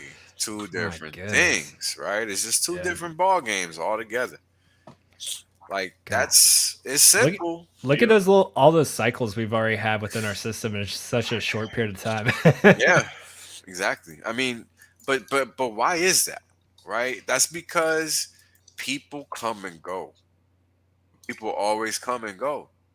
They don't stay away. Right? Like when you look at the Bitcoin chart, like there's some dead periods in there. Yeah. Yep. That's not by mistake. That's because that's what happens when you're dealing in trash, man. Like that's just what happens to markets when they're not good at a point in time. And I mean, it did have the struggle of essentially creating the market to begin with. Like it was the first of its kind, so it did have to go through that period. But yeah, afterwards, yeah. Hey, Wells, thank you so much for the invite, man. I'm gonna have to get going. I have to prep for another stream. No worries, brother. Be easy. We'll catch you on the next one, man. Yeah, man, for sure, man. Hey, I'll hit you up a little bit later, Molly. Yeah, just message me or call me. Man. Well, maybe not call me. I'm gonna be asleep. Yeah, are you still out there and stuff? Are you back? Huh? Are you back home in the States? No, I'm but I'm flying out tomorrow. So. Got you. Yeah, that's why I said don't call. Message first. I'll message. Okay. All right, bro. All right, later, guys. Peace, homie. Later. And then there was two. But yeah, man. So understanding the difference between an asset that's productive and one that is just speculative is a difference between you having 10,000x returns and 30x returns. Which one would Yeah. you prefer, right? Like Yeah.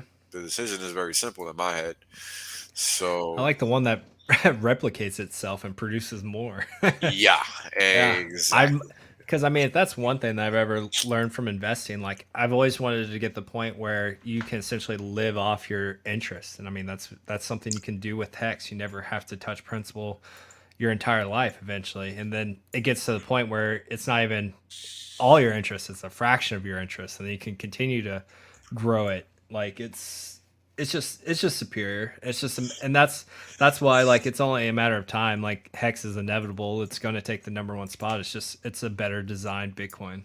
Yep, literally. I mean, Bitcoin just fell into this role. So, like, Hex was designed from the ground up to do a better job than Bitcoin. yep. I mean, it's funny. I mean, the name of Hex was Bitcoin Hex for a reason. Oh my god, I'm glad it changed though.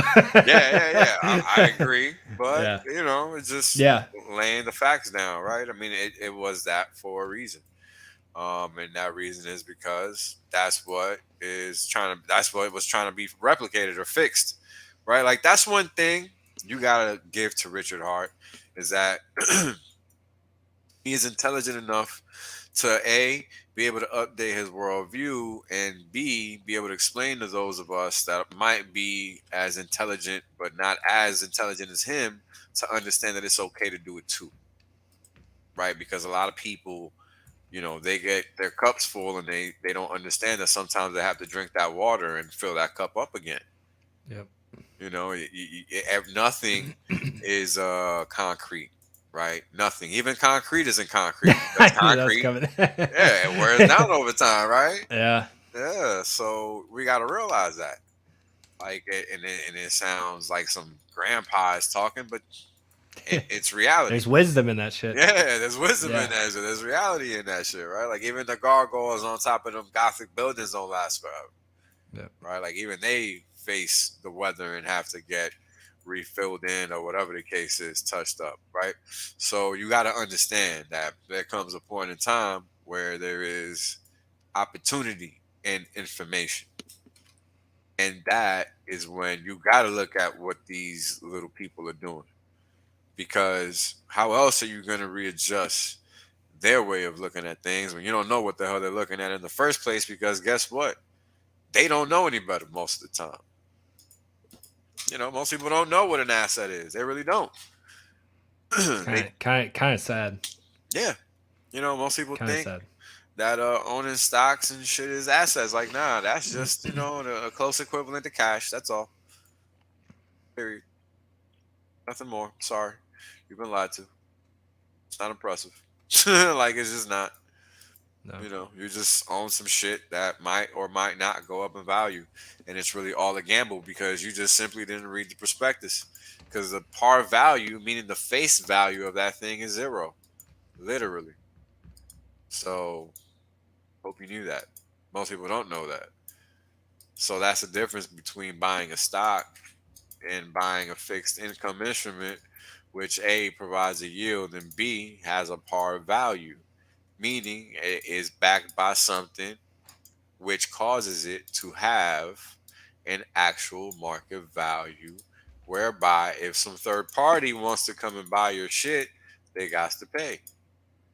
Period. Like there's going to be a price calculated, not determined directly but from the market, but there's going to be a negotiation because of the type of asset that it is, which is it not a stock. And that's the point, right? It's an actual productive asset once again. Why? Because it provides a yield. Oh, well, that sounds familiar. I love yield. Yeah. And that's the whole point. This is why I know so much about it. I've been seeking yield my entire life. Since I was a little Yeah. kid, I knew I wanted it. Like when I was younger, I didn't necessarily know what it was or understand it. I just knew I wanted to become wealthy at some point. I knew, and how I came to like how I derived that was like essentially I saw how much money was an issue for my parents growing up because they were Right. always middle class, lower the middle class, and it was always issues. Like any issues that they ever had, The main source of it Monetary. was money. It was Yeah. monetary. It was just struggling with money, and I just being a young kid, and I love my parents to death, and I just knew right from the start, like I never wanted to struggle for money. So like that started me out on my journey to just acquiring wealth and learning about it, and just equipping myself with knowledge to be ready to find those assets that produce yield, that generate wealth and enable you to not have to worry about one of the biggest stressors that people face today is just monetary. Yeah, man. They So can't keep their heads above water anymore. yeah.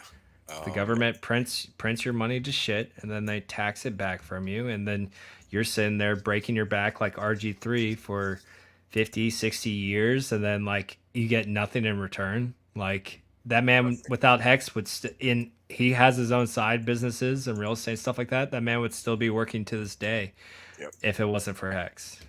And that's with having multiple streams of income, mind you. Yes, and you're talking about it. It literally took an asset that did a 10,000x and produce you yield for him to become financially free. Like, how fucked up is the world that it takes that much for you to break the chains of this wage slavery?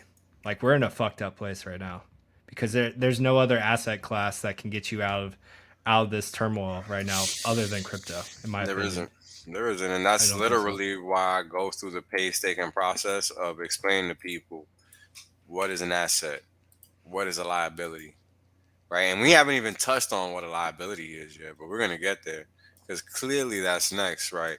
Because it's important to understand, Can't explain one without the other. right, where things can go wrong, right? How things can look a certain way when they're not, right? And that's where due diligence comes into play, right? And that happens a lot in the realm of investing because everything wants to be done yesterday, and the reality is that it just doesn't work that way. There's a reason. There's a due diligence process. There's due diligence checks. There's all these things that go into the game of making deals, right? And that's important to understand because this is how we sustain value over time from our capital. Because again, the whole name of the game is making money. Yep. It's not anything else. So it's important that we realize that because once you make this money, you have to learn how to keep it. And that's the hardest part. And that's the thing that I had to struggle how to learn over a 10-year period of time because I didn't have anybody to teach me, No. and a Robert Kiyosaki book is only going to do but so much. It flips Right. the switch. It flips the switch, and Yeah. then you still have to go out there and seek the information. Yeah. Like yeah, there's for more me- to it than just what's yeah. in that book. Like there's discipline, right? There's understanding time when it comes to money. Like there's just a lot of tidbits that just aren't straightforward and just can't come from reading a book Yeah, because they require action. yeah, being able to buy back my time was the best investment I ever made, 100%. And that's pretty much what Hex embodies to the T. Yeah, yeah. To it's, the T. it's not easy, right? It's not easy. I mean, where else can you just find an investment that's built for that? I mean, all of these entities claim to want to be a place where you want to invest your capital, but then they don't actually want you to. Because if they did, well, they will focus on you becoming financially free, not on whatever crazy idea they're trying to finagle. Like, yeah, here's a roadmap, here's what we're looking to do, blah, blah, blah, blah, blah. But with no promise of any consistent hard work, no nothing. Like Richard doesn't promise us anything in terms of expectation. He just promises to work hard until the shit is done, and that's it. Like there's something to be said for that. I mean, he probably liked to be able to say some of the stuff he's doing, but he can't. He Yeah. also legally can't. Yeah, but that's important, right? But yeah, That's important because that's exactly the whole point, right? Is like how much more lies can you tolerate? I mean, some people love tolerating all the lies. I don't know how they why. do it, but hey, more power to them. Better them than me because I'm not doing it. So Shit makes me sick. yeah, I mean, dude, I'm 100% with you because that's why I do what I do, right? When I found this community, I was like, you know what? All right, it seems like these motherfuckers might listen, so let me spit some facts and see if it sticks. We were talking about that shit the other night. It's like people like we used to think we were just like talking to ourselves out there, but then like this community, everyone gets it. Yeah, everybody's Not actually on the same not page. not alone. Not Yeah, alone.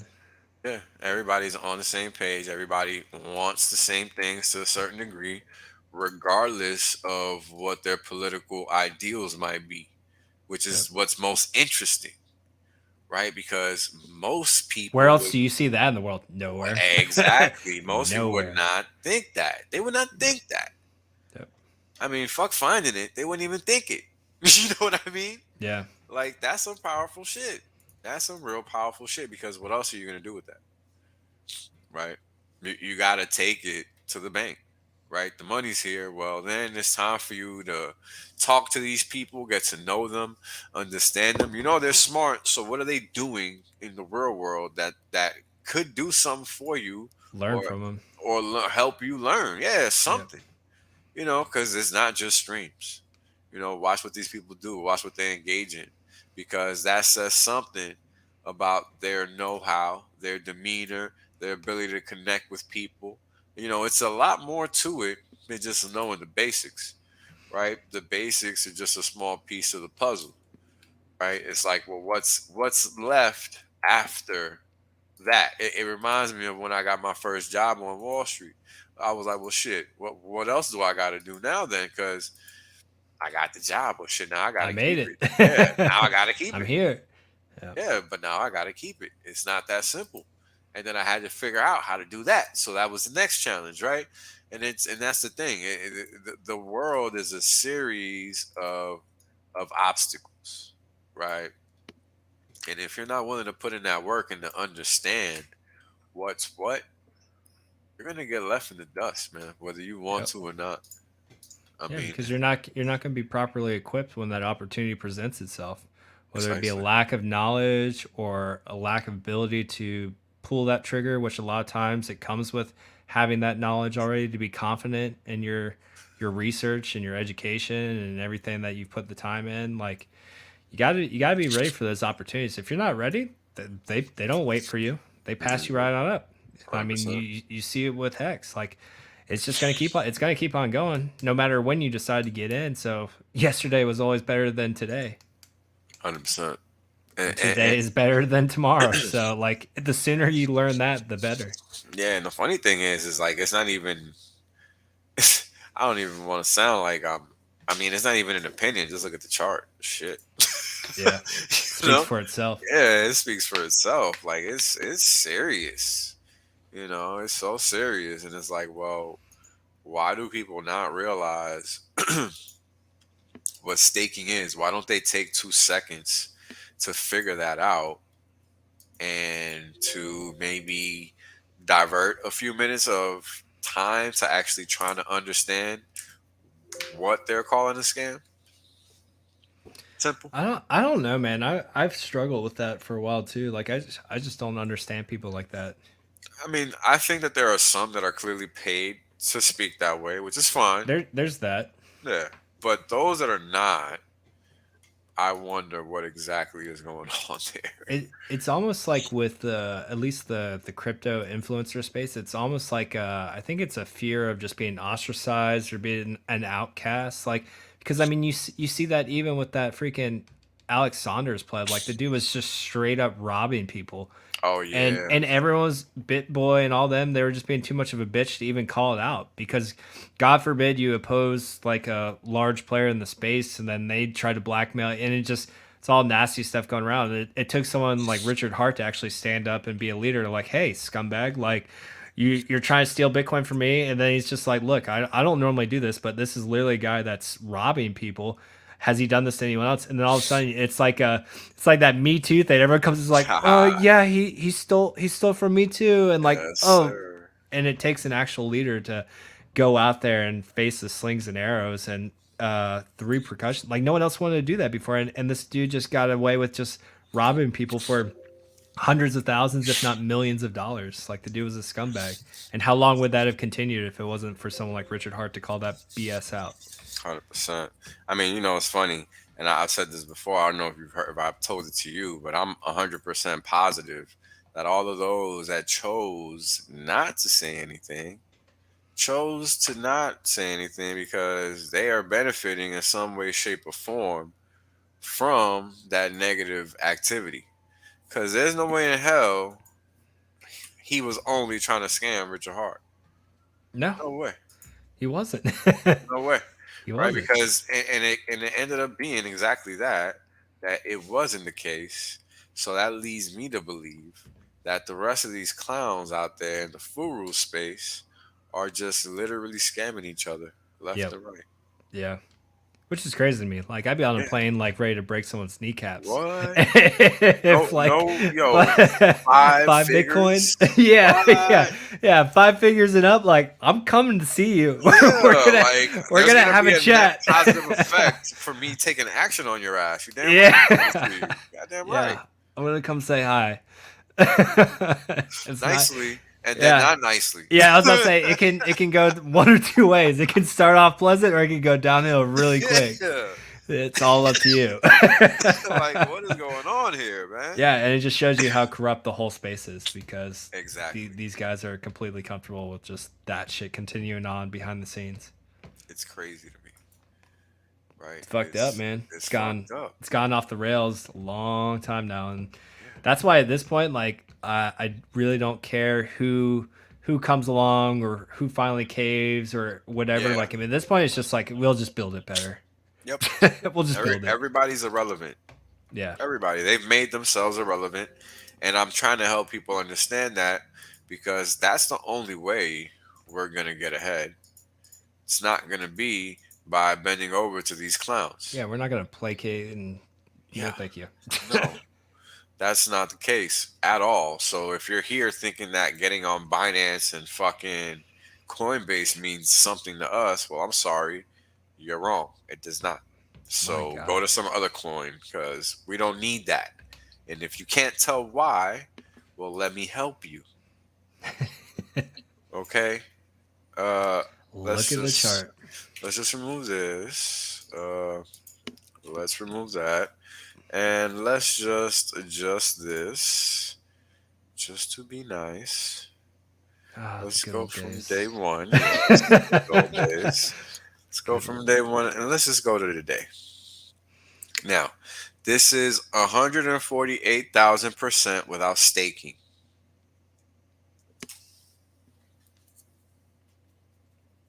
Feels good. Pretty much. Yeah.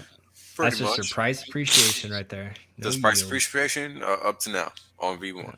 So this is why we don't care. We don't need to. It's called a true decentralized market based on coin design with product market fit that is meant to be decentralized, work with no middlemen. So it's literally just you and the code and the design of the coin. So you either like what it's designed to do or you do not. Simple. And if you like to make money, then you like this chart. Not rocket science, folks. Very straightforward. So for all the naysayers out there, please, there are 600 and I don't know how many data points, 680. Hold on, let me see. 682 maybe? How many days have been live? 693. Wow. So this 692 Coming up on 700. full data points. Excuse me, 692 times 1, 2, 3, 4, 5. So 692 times 5 metrics that you can rely on to try to debunk Hex, and yet we don't see it. Why? I thought Hex was a scam. I've been waiting since I got in October 2020. Bro, I love Rackham's bet that he made on Twitter just for that fact. Like the dude's offered $1 million bounty this entire time just to like prove to me that Hex is a scam.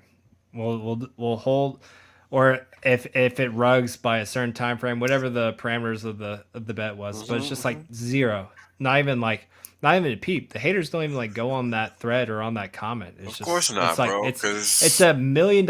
If you're so adamant and you believe that should be easy money for you, easy money to go out there and claim. No one touches that shit. nope. And that's what it is. It's like, can you put your money where your mouth is, or are you just full of shit? And you're talking out of your ass. And that's the difference between that's what it is. 10,000X and them. Yep. Right? I mean, come on.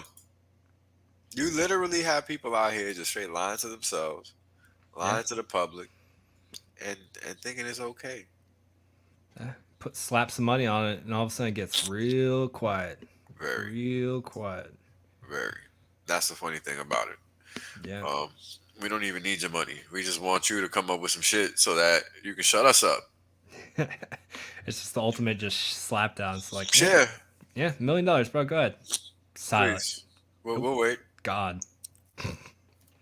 Gone. We'll wait. I mean, the game's gonna keep coming, so we're just gonna get richer while you hate. I'd be willing to make that bet if I didn't already know about the opportunity cost of the interest I've been Right. seeing out over that period of time. Exactly.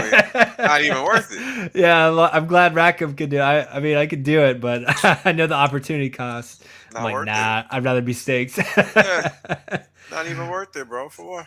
So I'm glad we got community members like him to go out there and do that shit. Sure. 'Cause There you I go. mean, why not? Somebody got to do it. Ultimate flex. I mean, the Come fact get of it. the matter is that even if he didn't, nobody has data to verify their false claims. Yeah.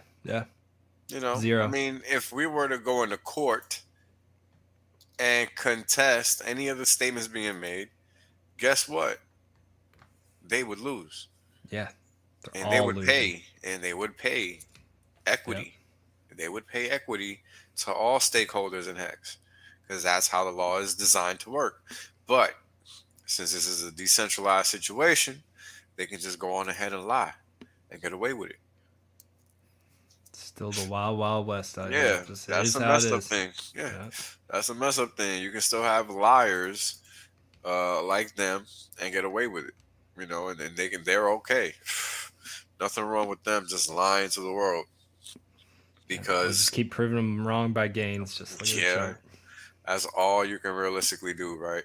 Yeah. Because at the end of the day, there's always going to be haters, especially if you're successful. Especially if you're successful. Especially. That's when you get them. Uh-huh. If you don't have any haters, you aren't doing anything right.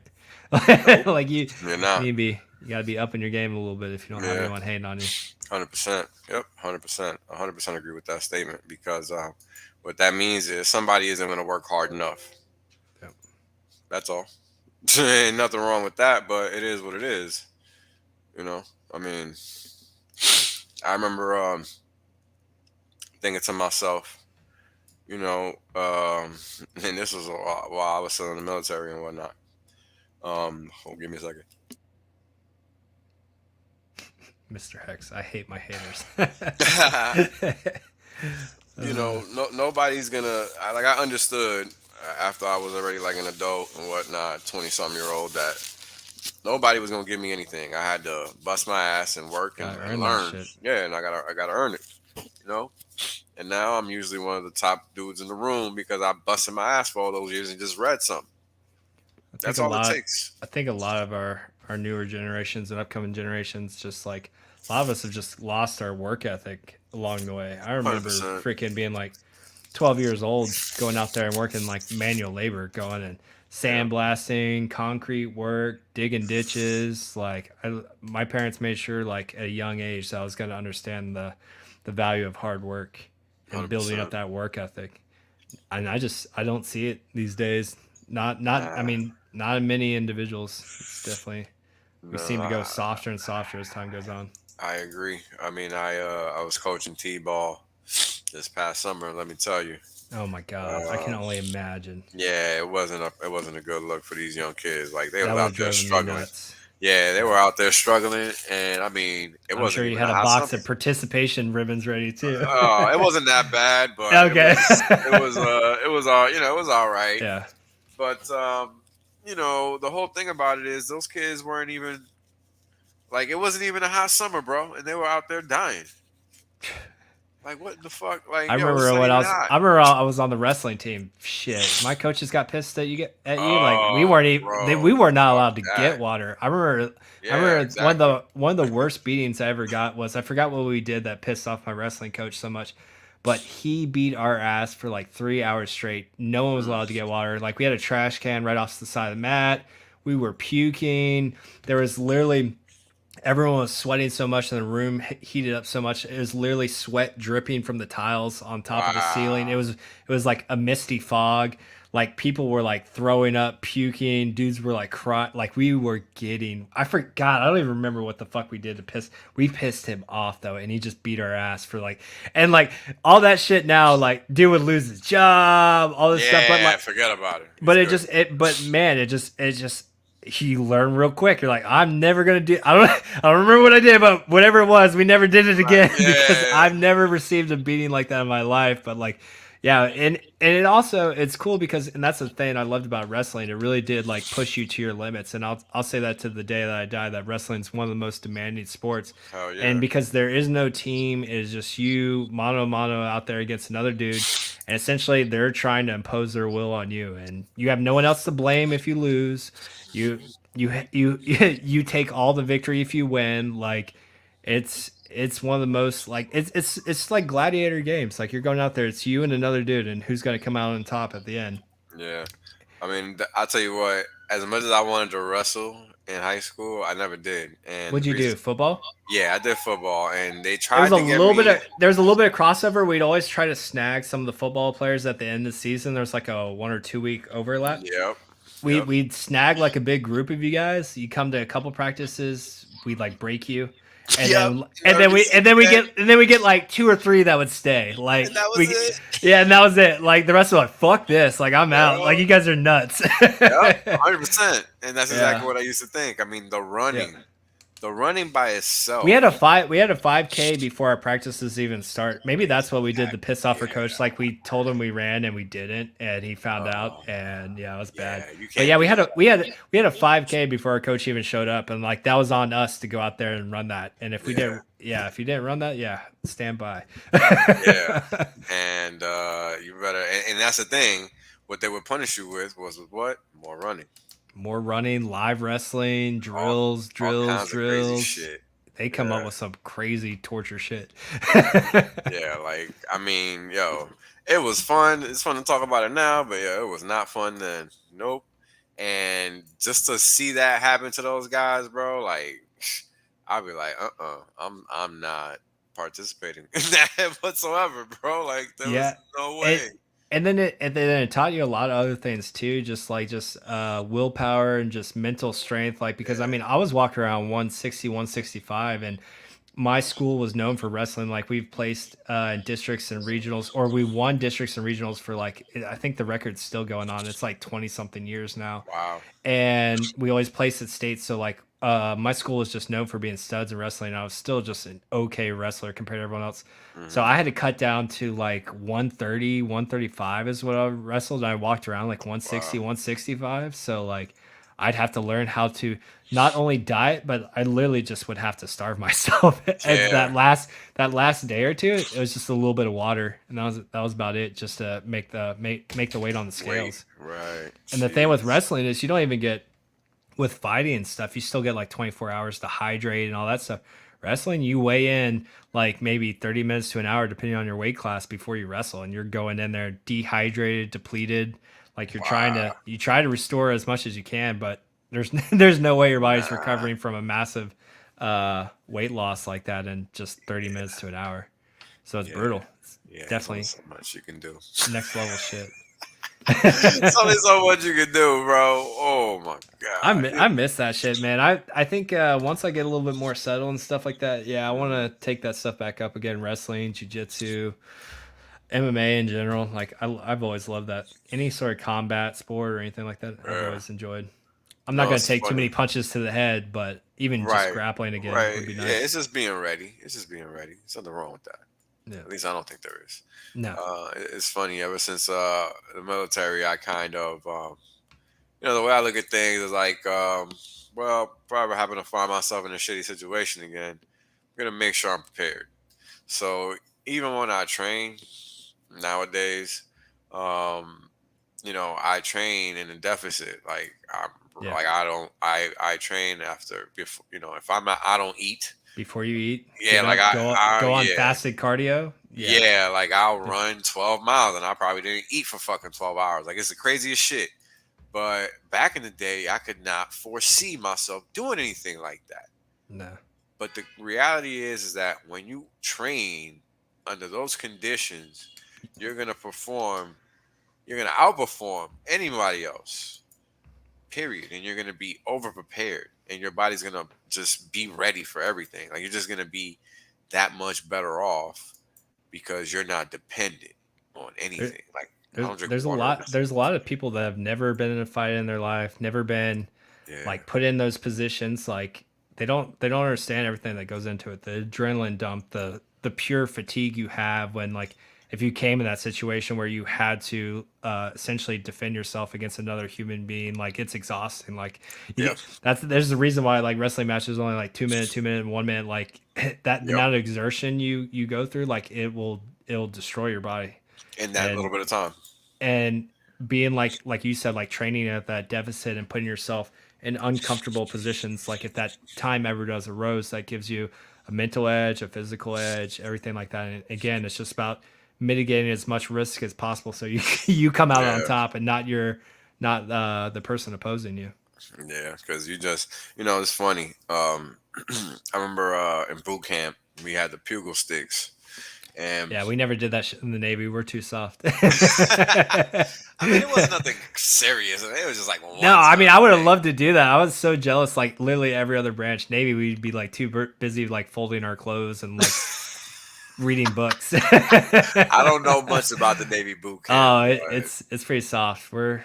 Us and Air Force went hand in hand, but even Air Force got better. Like at least weapons training shit. We went one day for weapons training, shot the Beretta 9mm for like a couple times, couple drills, and then when I went through, they had a shotgun, and they wouldn't even let you hold the shotgun. Like the dude literally like held it at his hip, and like you could like reach around and pull the trigger. Like, all right, cool, there you go, you shot a shotgun. And I was like, what the fuck is this? The fuck? And that was your weapons training that you got in the Navy. That was it. I was always jealous of every other branch. Yeah. Yeah, that's crazy. That's Wow. all right. I went and did on my own know that afterwards. before? No, I didn't know. I was just like, well, that was gay. Yeah, that's a fucking Lame as shit. letdown. I would have complained about that shit. Like, what the Yep. fuck? I didn't sign up for this.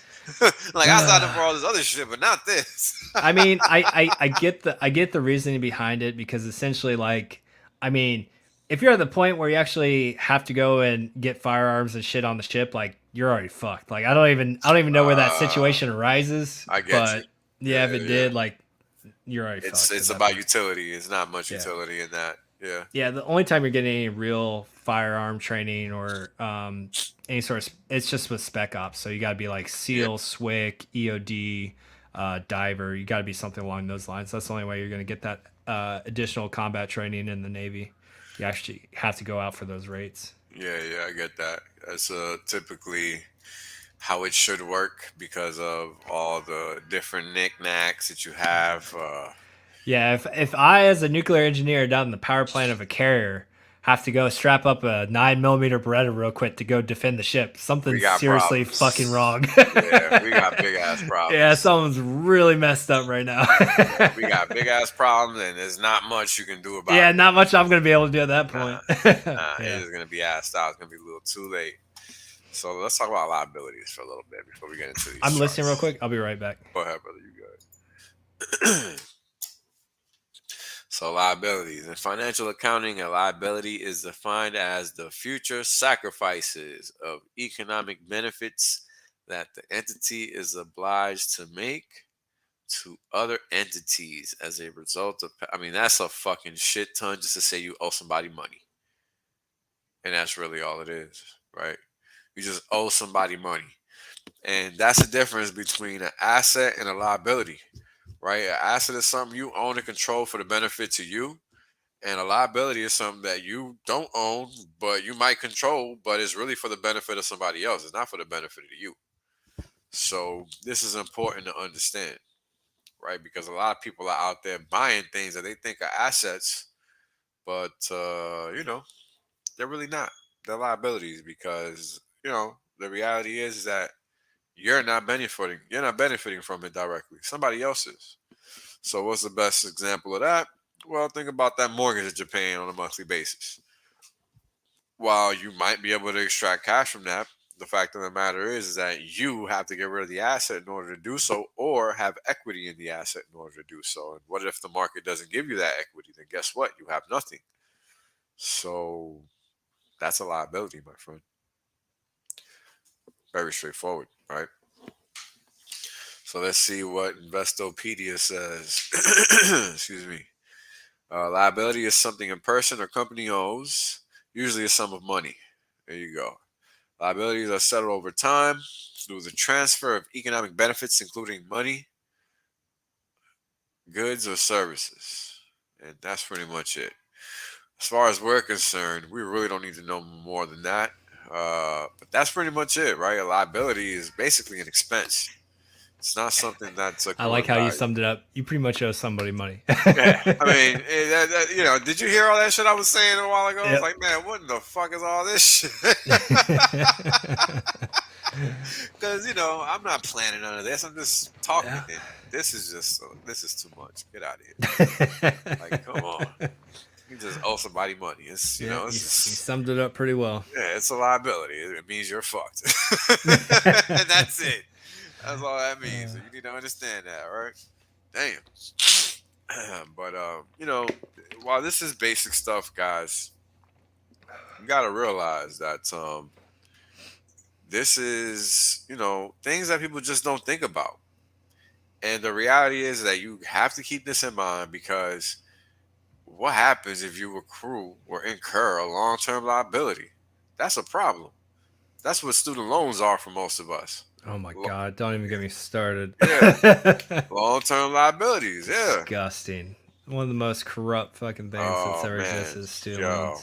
Don't even And the get me whole started. infrastructure and everything we've set up with it, like it's Do you know that there are asset-backed loans? that's a fucking scam right there. based on student loans. They're called slabs, brother. SLAB, little s.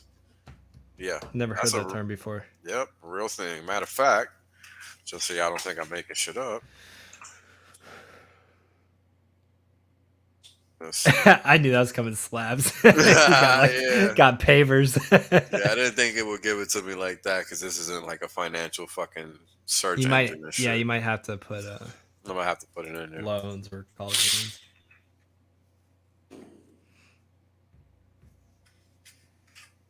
Look at that shit, student loan forgiveness. I know all about that shit. Student loan asset-backed securities. That's what it is. I mean, look at that. Jesus. How crazy is this? It's a whole fucking corrupt industry they've created Mhm. with this shit. Mm-hmm. Here's your Sadly, bubble. man.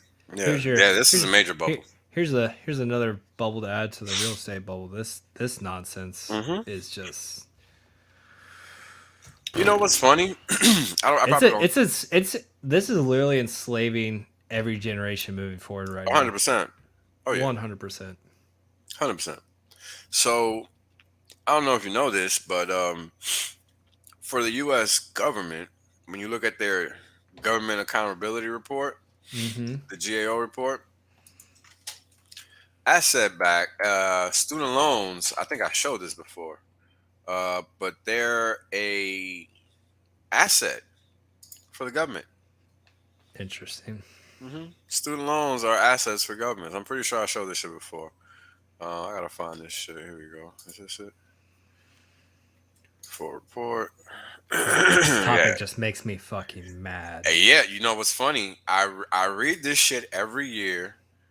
I probably didn't last year, maybe the year before, but I read this every year pretty damn much, just to see how much in the hole these motherfuckers are, because it's Oh my fun. God.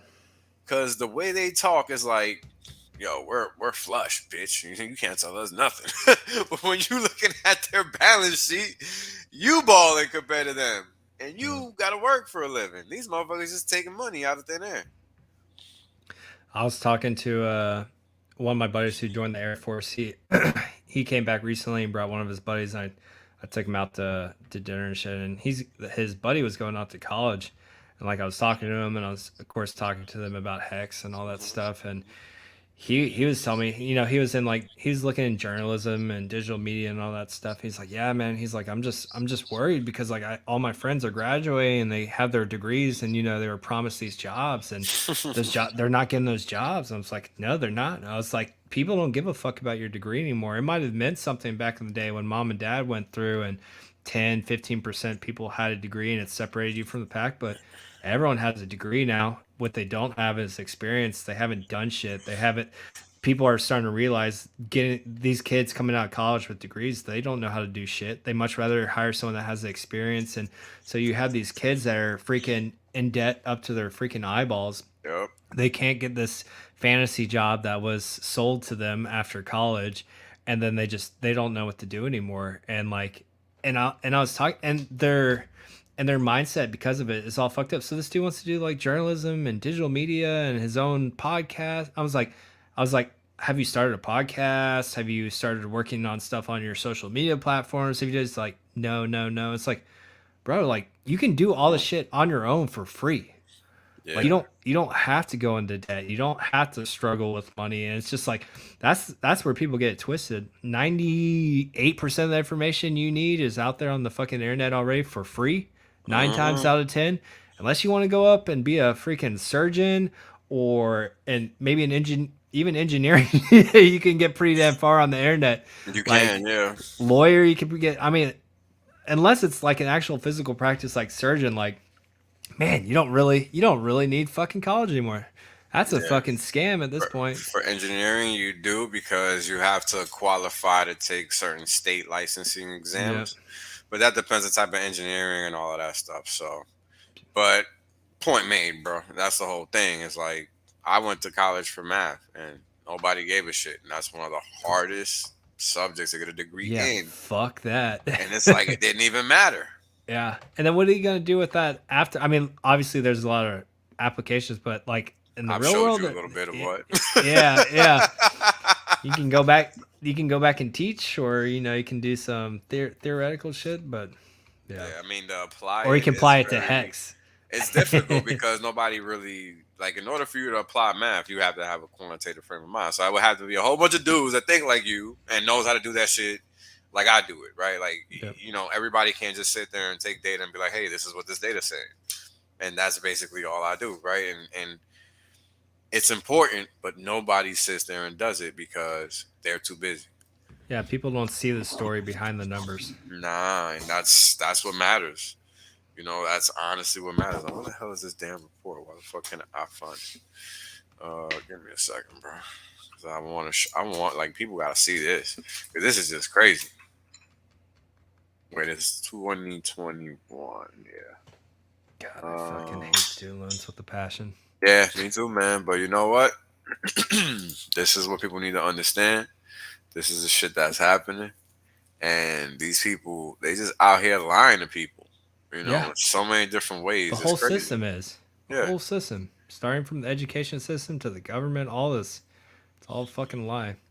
And these kids don't know better too, and this is the disgusting part.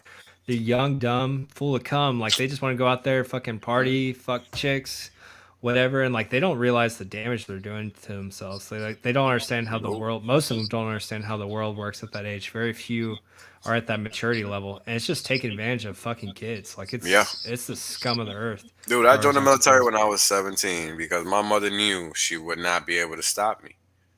She knew, so she just bit the bullet and said, signed "Fuck that it." shit. Yeah, she just signed the fucking document. Like, how fucked up is that? Like, talk about fucked up, because she was even trying to convince me, like, yo, no. Please go to the Air Force, this and that. And I was like, nah. I'm not having that. I wanted this fucking almost life-ending shit. That's what I had to have, right? Because kids are fucking morons. And these motherfuckers, they make you adult, just old enough to make it dangerous. And you as a child, you're not gonna fucking have a clue. Nope. Not a damn clue. I And mean, that's just the way the cookie crumbles. I remember when I was that age, and all your parents and elders are telling you, it's like, oh, your brain's not developed yet, blah blah. I'm like, you're full of shit. You're Mhm. like back then, you're like, you don't know shit, blah, blah. And then Yeah. for us, you hit like that 25 to a little bit later 20s, and then you're like, yeah, didn't really know shit. Nope. Not In the at all, process bro. of learning and getting those life experiences under my belt. And the funny thing is like the older you get, the more you realize, like, yo, I really don't know anything Yeah, you feel dumber and dumber at the more all. you dig. Yeah, Yeah. yeah. Yeah, it's crazy because it's like you would not think that. But yeah, that's exactly what it is, man. All right, I think I finally found this fucker. Yep. Like, see, I didn't even know this was the thing, Oh yeah. Yeah. Let me put this thing in the chat.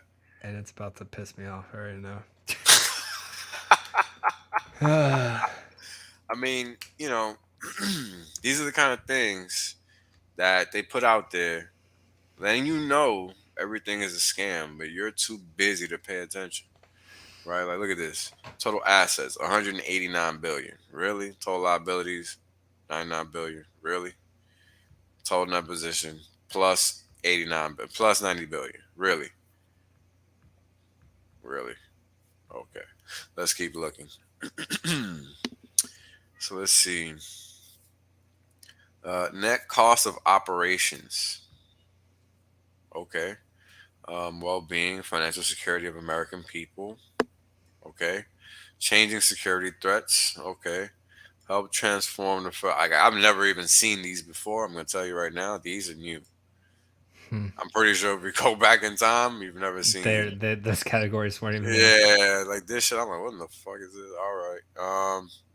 So all this, like, what the hell is this? I don't even know what this is. This is crazy.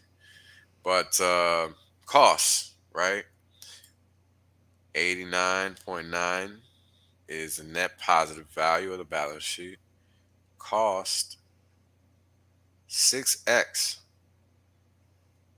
on what the net positive position on the balance sheet is. And you haven't even dug into the fucking numbers yet. Yeah, crazy.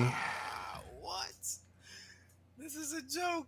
Yeah, You haven't even dug into the numbers yet. bro. When I like, so I finished up my shore duty as a recruiter for the Navy, and like just having a stomach like listening and like I don't think there was a like because the parents are like, oh, Jimmy, Susie, everyone's got to go to college. Like, I don't think there was like one conversation I wasn't able to just show the parents how stupid like that could be and like how unnecessary it was. Like, It's not 2002 anymore, that's for sure. it's not. It's not. It's a different time period than when they went through. 100%. And a lot of parents don't realize that. They stay looking backwards, they don't look forwards, and that's Yep. the biggest risk that parents are to kids. And kids don't realize that. Hell, parents don't realize Parents that. don't realize it. The kids don't realize it. I fucking see that shit like a neon sign every time. It's crazy. But the thing about it is, like, you think you're doing the right thing, but the reality is that you're not thinking, right? You're just letting somebody else tell you. Tell you. And that's the problem, right? When you're letting somebody else tell you, you're going to lose. Now, let the hell see what the hell we got here. Nah, this is bullshit data. But, that again, I mean, look at this report. What is all this shit? Bunch of fluff. Yeah, a bunch of bullshit. This is 2 pages every time I scroll through, and most of these pages don't say anything important. If they did, I'd be fucking reading it to you.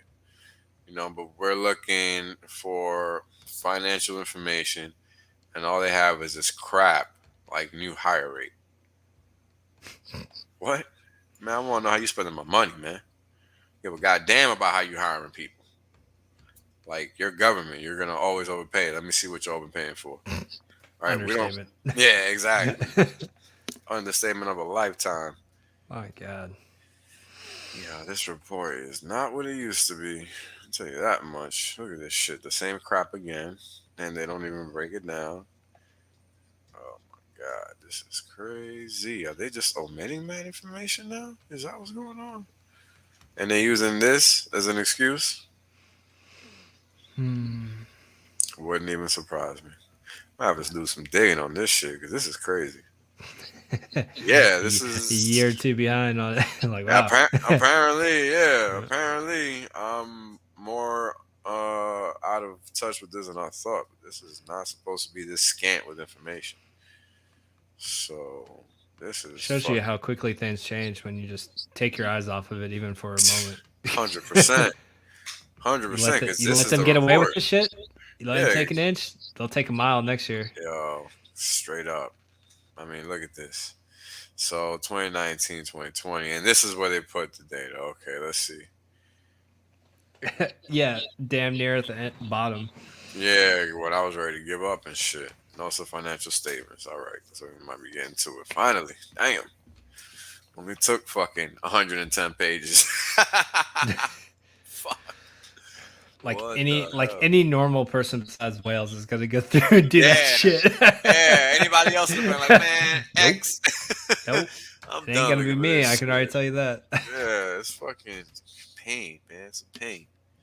Let's see here. Treasury balance. That probably means cash. 165 billion. Right? And that's a little bit up on the previous year. Available. Almost a 2x on that. Unavailable. Obligated balance yet not dispersed, whatever that means. I guess those are payables. Total styles, blah, blah, blah. All right. So let's see here. Land, PPE, yada, yada. Land, yada, yada. Liabilities not covered by, yada, yada. See, so the one thing you got to understand about a lot of this data is that when they're classified, that means they have a definition. Like, what is fund balance, right? Unless you go and look it up, you're not going to realistically know. You're really just guessing. Because just because you think it means something doesn't mean that's what it means. And that's the funny thing about accounting. It's really just a game of smoke and mirrors. Like actuarial loss, another smoke and mirror, term, right? Because all of these things, like actuarial liability, is not going to be the actual cash liability, like what actually leaves and exits a business. It's not going to be the same. It could be more, it could be less. It just depends on the type of business and things like that. But let's see here. See if they actually list their damn assets somewhere. Let's see. Rothko is like, Wales and Motley are going to make The Big Short for slabs. Hey, I mean, Wouldn't be too hard, that's for sure. Oh man, this Just shit. think, It's only a matter of time before the shit blows up. Oh yeah. But the thing about it is, when that happens, there's not going to be any gains. Just like when those guys had to exit. Like, Hex has already outperformed The Big Short by I don't know how many X's. A lot. Because those guys couldn't even hold crazy? the bag. Yeah. And the shit they had to risk to even do that, to essentially create an investment class that didn't even exist, to to really be on that front edge of that stuff, take on that much risk, and then that was so risky. And then they still barely made anything worthwhile. Like, my God, that's crazy, isn't it? It's nuts. It's nuts. Beyond banana. That's it's crazy because I think for most people, maybe Wall Street or whatever was like the top movie, but once that one came out, I'm Trading Places is probably even more top. Not even. I love Trading Places. Trading Places, yeah. Good comedy to throw in there. Yeah. But The Big Short is probably the top one for me now because it just gave everything, right? Like, they didn't hold any punches. They really laid it out there really well. It's a well-made movie for the average person to get a grasp. Understand. Yeah, I like the little cut scenes. They literally cut it and then go to like famous like chefs, famous actors, and like they break it down dummy style for you. Like, oh shit, that's what that means. It's like, yes. Exactly. Yes, you idiot. Talking right through the screen to you. That was fun, but wow. Yeah. So that's some corrupt shit. It's like, yeah, no shit. Yeah, and they did it with no qualms, no nothing. No No. remorse. Didn't No give a fuck. remorse whatsoever. And But- you know who got bailed out? The banks. Mhm. No one that lost their houses or any of that shit. It was the Yep. banks. The people that are taking your money and as you guys saw, And the Yeah. house. They took it all. so and then they got houses bailed out. now, and Molly, you can probably talk about this. For those of you looking to buy homes, dangerous time to buy a home. Why? Because The only reason I'm buying a home at this point would be for citizenship. And that's Right. and I'm buying it for that reason alone. right, that would be the only reason. Yep.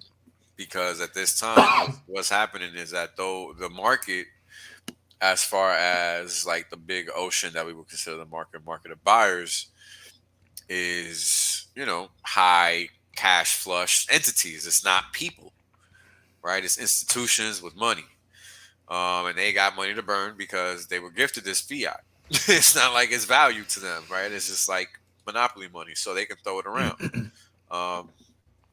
And that's what's driving a lot of the real estate costs right now. So what happens when they stop buying? Uh-oh. Look out. Bunch of overpriced real estate sitting That's on it. the market That's with it. not I enough mean, buyers. when you look at a place like New Jersey, for example, so much construction. But who's moving in there? Who's going to New Jersey to pay New York prices? Please tell me. I'll wait. 'Cause Shit I'd was love to wild know. when they showed that on the Big Short too. Like, or people were they actually checked these houses out and like no one was Yeah. living there.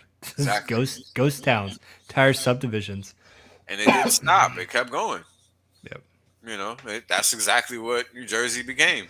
A whole bunch of speculative building, right?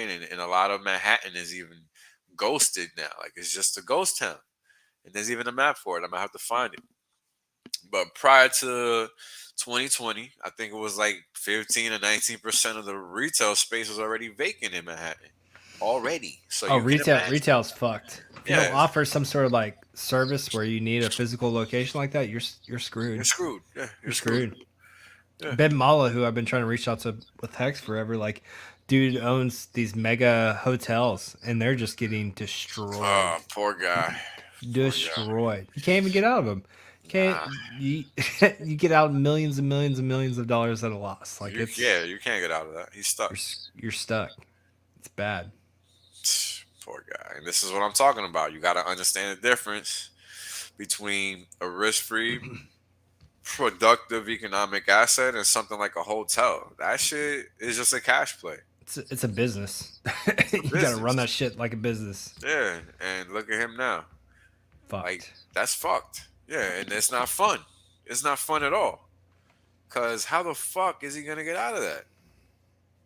Somebody's gotta be willing to take it at a loss to him. He's gonna take a loss. And they have to be willing to take on that responsibility because it's a business. And people are seeing like where the world is trending. Like no one, Yeah. anyone that's worth their salt and has half a brain is like Isn't buying a not hotel. going to take that risk unless you like it would even pennies on the dollar just don't make sense. Like it just with what we're trending and all this nonsense going around the world, like hotels are donezo. Like It's bad. It's bad news for them. yeah. Because they're not making it any easier and they're complying instead of fighting. So they're just gone. It is what it is. Yeah. Right? And it's understanding all of these things, right? That always brings us to Hex and why it's so superior and all this Start shit. buying some Airbnb stock. Yeah, something. they'll just assume that market essentially. Yeah, well, pretty much. I mean, the what do they call it? The gig economy is basically what's been taken over because they don't want people to own shit, and this is why understanding these charts is so critical. It's not individuals buying this shit anymore. It's just these massive companies just Yeah. buying everything up. Berkshire Hathaway, BlackRock, Blackstone, blah blah blah. All these Buying private it all. equity firms, right? You can rent from them. You can rent from them, but They'll keep the assets. They'll keep what's valuable. yeah, You They can always pay do. them rent. yeah, and they always keep them valuable, right? Like they're not scared. They're not scared at all. And this is why it's important to understand this pie, like any economy, no matter what level. you have the private sector, you have the public sector, right? The private sector is you and me, those of us that go outside and transact in our local economy or even at a global scale. If we cross seas or cross borders, right, we're participating in the global economy at that point. And the reality is that we're the value creators, the private sector. The public sector is supposed to be there to facilitate what is supposed to be civilization. But as we know, that's clearly not the case. And that's a function of us taking our eyes off the ball. So while taxes are listed at 30% here, the reality is in most places we pay 50 to 60%. And that's because again, we're keeping our eye, or we took our eye off the ball. So it's on us if we wanted to go back down, right? It's not on them because they're not going to do it. They're benefiting from it. So this is market cap dominance, the top 100. This is going back almost a month now. September 28th, we were at 11%. And correct. yeah, it is what it is, baby. Yeah. Even after a pullback, right? We're still looking better than the rest because it was a menial pullback. That's the funny part. Because we just came out of nowhere from 0 to 40 cents. So we're good. Even though as of tonight, we're at 6.46% of the top 100. Eventually will be 20% of the top 100 because that's just the way money flows and there's nothing that anybody can do about it. What are they going to do? Shut the internet down? Good luck. So first 679 days on decentralized exchange. And what we have here is the comparison of Ethereum, Bitcoin, Hex in yellow, and T-shares in magenta on their first 679 days live. And Ethereum and or Bitcoin and Ethereum are just getting ridiculously outperformed by Hex, right? 144 to 30 for Ethereum, 144 to 4 for Hex. And I mean, T-shares, they're basically that's a whole nother ballgame. yeah, they're basically double Hex. So you can already understand. Just a right? class of their own. Yeah, it's just a whole class of its own. I mean, it's a It really is. Nothing like it exists. nothing. And I mean, this is why it's important to understand this, right? This is why you get so much pushback in the space. It truly is a product this revolutionary. Like no one's seen it before. Your common person doesn't understand it. So they lash out and I mean, Hex destroys the common business model of this entire space. So why do you think we get so much FUD thrown at us? Like it's not a coincidence. This product literally has the ability to rework this entire space, and the smart ones know it. The one that it affects their bottom line and their dollar know it, and they're letting us know that they know it by ghosting us. Mm-hmm. Yeah. So when you look at these trend lines on this chart, the trend line is a detailing of the type of returns that this chart generates. Right. So this is log base 2, and this is log base 10 for Ethereum. Bitcoin, not enough data to give us a trend as far as power trends goes. But what you'll notice is that the longer you hold on to this line, the higher it goes. At one point, it was reading 20,000, right? And this wasn't that long ago for me, but now it's all the way up at 40,000, right? So the reality is the next stop is 80,000. It's just a matter of how long you're willing to hold on. Because over time, this is always going to keep progressing. That's never going to stop because it's literally designed to do that. Otherwise, this data would not even print. Look at what Ethereum is printing. I guarantee you dissect Ethereum in a numerous number of ways. This is the logarithmic number or value that you're going to get. It's going to be a base 10 value because it's slow, right? It doesn't perform like Hex. Hex is fast. And there's a million charts to show you that. Now, here's another one. This is Hex post Big Payday. This is all the data after Big Payday, which essentially this is end of October into November 1st. Big Payday is right here. And this is what you're starting to see on this chart. And as you guys can see, it basically ran into a floor and reversed, and it's just been going up ever since. And this is relative to each halving that Bitcoin has had. And the first halving is the biggest one that it's had. And we've dusted it months ago. So we've shown that we're superior to Bitcoin. I like this one a lot. Yeah, just the performance alone, we're superior because we are always having mini halvings. We have them pretty much daily. So price has no reason but to recalibrate higher. On top of the fact that the T-share rate is always going up. So you have all these fundamentals that just force Hex higher, and people just, they'll figure it out. No choice. I mean, we're 6 to 1.5 versus the first Bitcoin halving. 6 to 0.7 versus the third. 6 to 0.4 on the second Bitcoin. Like, it's not even a competition. It's almost sad. It's like, what are we even talking about? These people are not even on the same playing field. Like, get out of here. Go ahead, man. No, you're good. Yeah. Oh, I thought you were gonna say something. I was just thinking, this is grandpa's old tech at this point. Like, it's Yeah. long overdue to have been replaced. Yeah, and I mean, it's crazy because when you look at how everything happens around Bitcoin now, it looks just like the stock market. Same crap. It's literally the same crap they do over there. Literally. I mean, you can't even help it. It's the easiest way for them to survive. Like, that's just what they know how to do. So they replicate it. And this is why it's so easy for some of us to spot the obvious things that they do. They're not hiding shit, right? This is why something like a T-share is such a problem. I mean, look at it. It just covers ground over time. It's just unstoppable. Shit's like the Mona Lisa of finance to me. Yeah, it is, right? I mean, up and to the right, no matter what. Yep. 8.79% is the value of a T-share versus the value of a Bitcoin. And 148% is the value of a T-share versus the value of Ethereum. And this is as of crossover tonight as 0000 UTC. So that's when I record these prices. Here's the T-share market cap, 66.8 billion, versus the price of Hex at 31.35 cents. Here's the total value locked per staker, which is $285,000 versus 31 cents.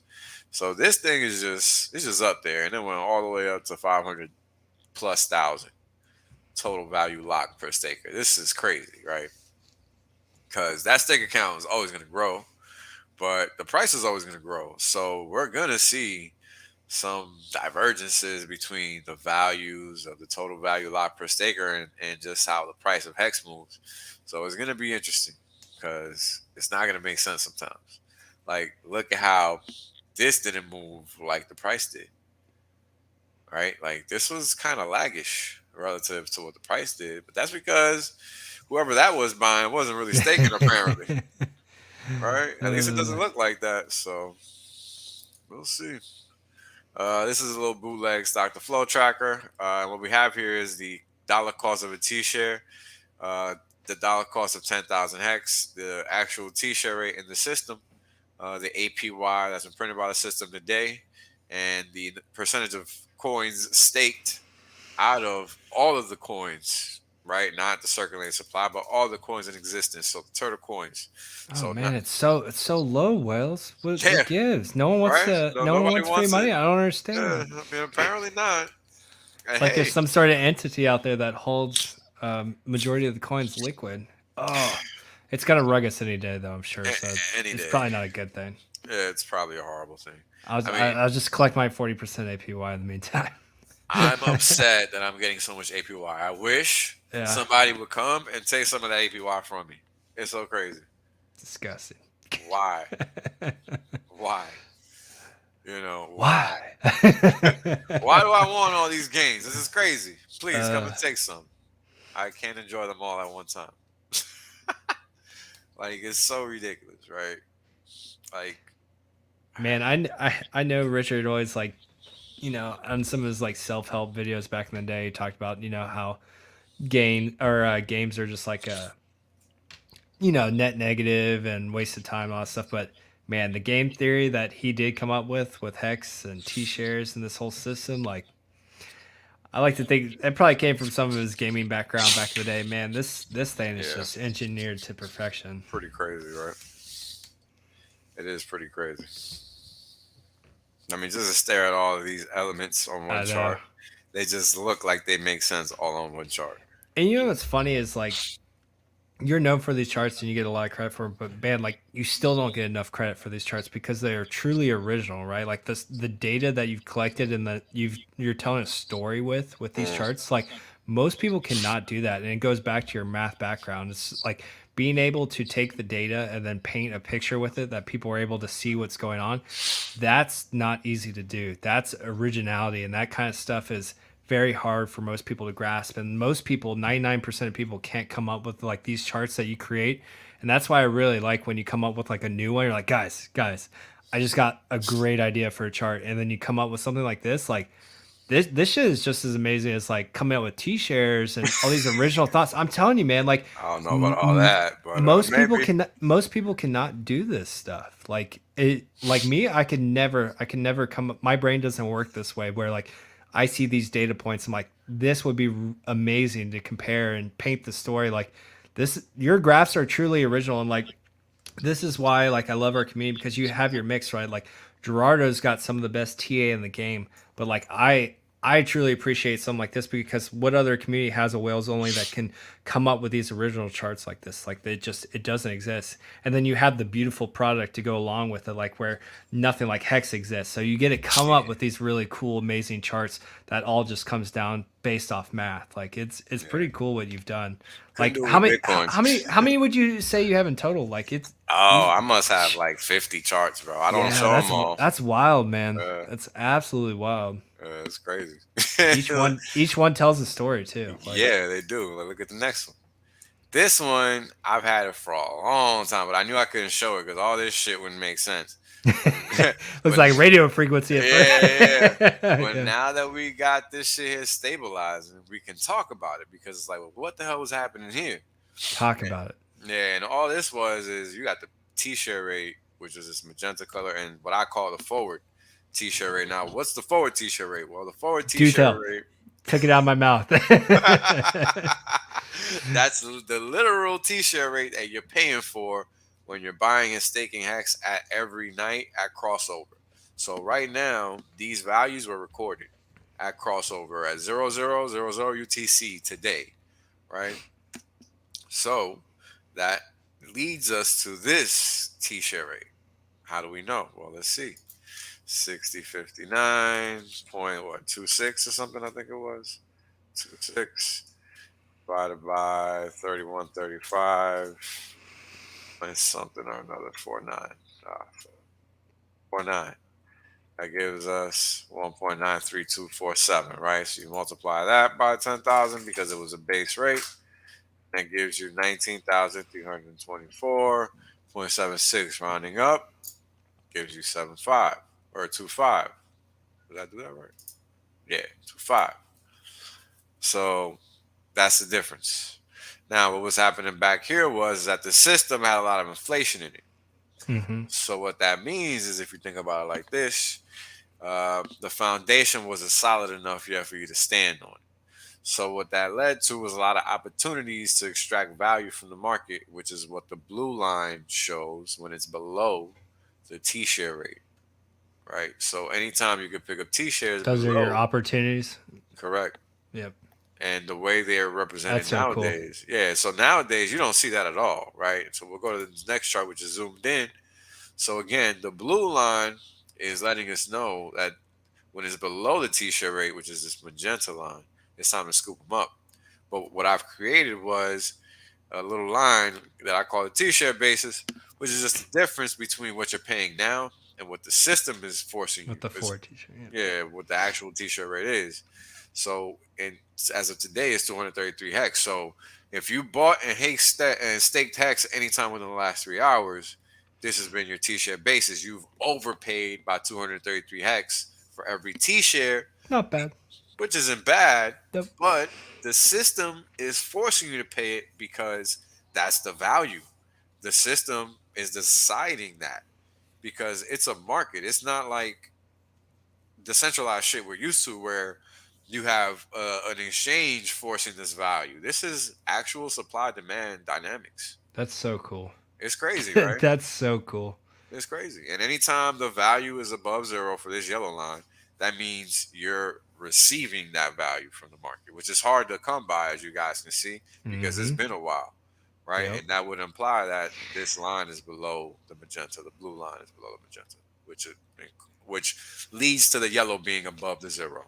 Yeah, see, like this is why I'm so grateful for like people like you, and people like you are very rare because like my brain would never derive this kind of chart, would never come to these conclusions, and then be able to put it in like a graphical representation. Like no way in hell.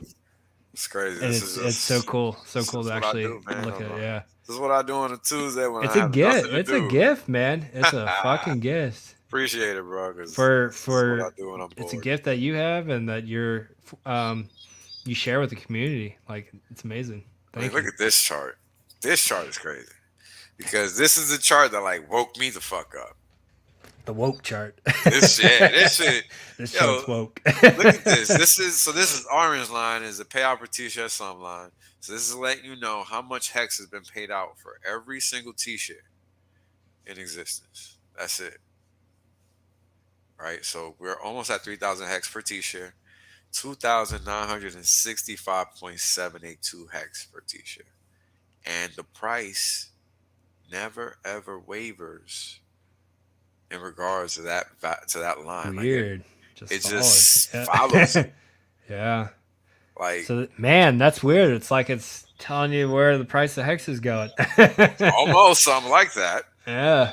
which is interesting because We don't just say up and the right for fun. Like kind of something like that. yeah. But here's what's cooler. Staking is considered lame or whatever in some circles, but here's what's lamer. It's the percentage return you make from staking. 260,000 per t-shirt. Massive. Crazy. Crazy. Right? So if you bought 100 t-shirts, you made this on your 100 t-shirts, right? If you've been staked since day one. If not, then you've made a portion of that. But long story short, this is what lies ahead depending on how long you stay in. Because this isn't ever going to change. This is always going to provide six-figure returns. The question is, do you want to stick it out? Because clearly it's an S-curve, and it's the beginning of one. Oof, good place to be. Yeah, exactly. Good place to be. The beginning of the S curve. 268,000%. Come on. Get out of here. Now, here's something I like to highlight all the time. Payout per t-shirt index and the daily payout index. They're just a representation of the rate of pay, the rate of reward from the system's contract to the actual stakers or those that utilize the system. And what I want people to realize is that this line pretty much has a floor in it, right? Like it doesn't, the volatility is strictly to the upside. And there's a floor on the bottom side of the price action or the return stream that you're seeing on this chart. And that's a function of consistency. People pay for that. Imagine being a landlord and having a bunch of tenants that don't pay their rent on time all the time. And you actually have to pay a mortgage on that property. Well, that property is no longer an asset. It just became a liability because your tenants suck. And there's nothing you can do about that. That's the luck of the draw. Like the odds of that are they're up there because credit report doesn't mean anything. Believe it or not. So it's just one of those things that you have to understand when it's in front of you. Flat line is critical, right? That lets you know that there is no volatility in this assets return stream. That's pretty fucking important because that means you can forecast your cash flows. And that allows you to determine an asset's, guess what? Value. Oh, you thought we were never going to get to it, huh? Yeah, well, we got to it because that's what it's all about. If you can't forecast an asset's cash flows, you cannot determine the value of that asset. Therefore, that thing is not an asset. So for all of you thinking that stocks and bitcoins and shit like that is assets, it's not. That's a And the speculative stream asset. comes full circle, ladies and gentlemen. There you go. You thought it wasn't going to get there, but we got there. It Because just takes a while, but we were getting there. Yeah, it takes a while, but Wales had a plan. I didn't from the but start. I make it seem like I But do. you made it there. We might have gone off on Mickey Mouse tangents and you Yo, name that was it, a but good one. but we came back around. But it's serious, right? Because look at this. This is every single day, 5.7 something hex per t-shirt.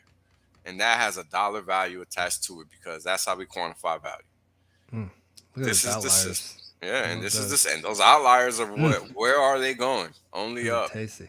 never down, and that's the key, right? And look at the systems and the interaction with the system. It's pretty constant, flat line. That's what you want to see, right? People coming in, people coming out, because that means the T-share system is working how it's supposed to do, which means that people are staking hex, burning hex, creating T-shares, and then destroying T-shares by recreating hex. Simple, done. Bonding curve continues to function.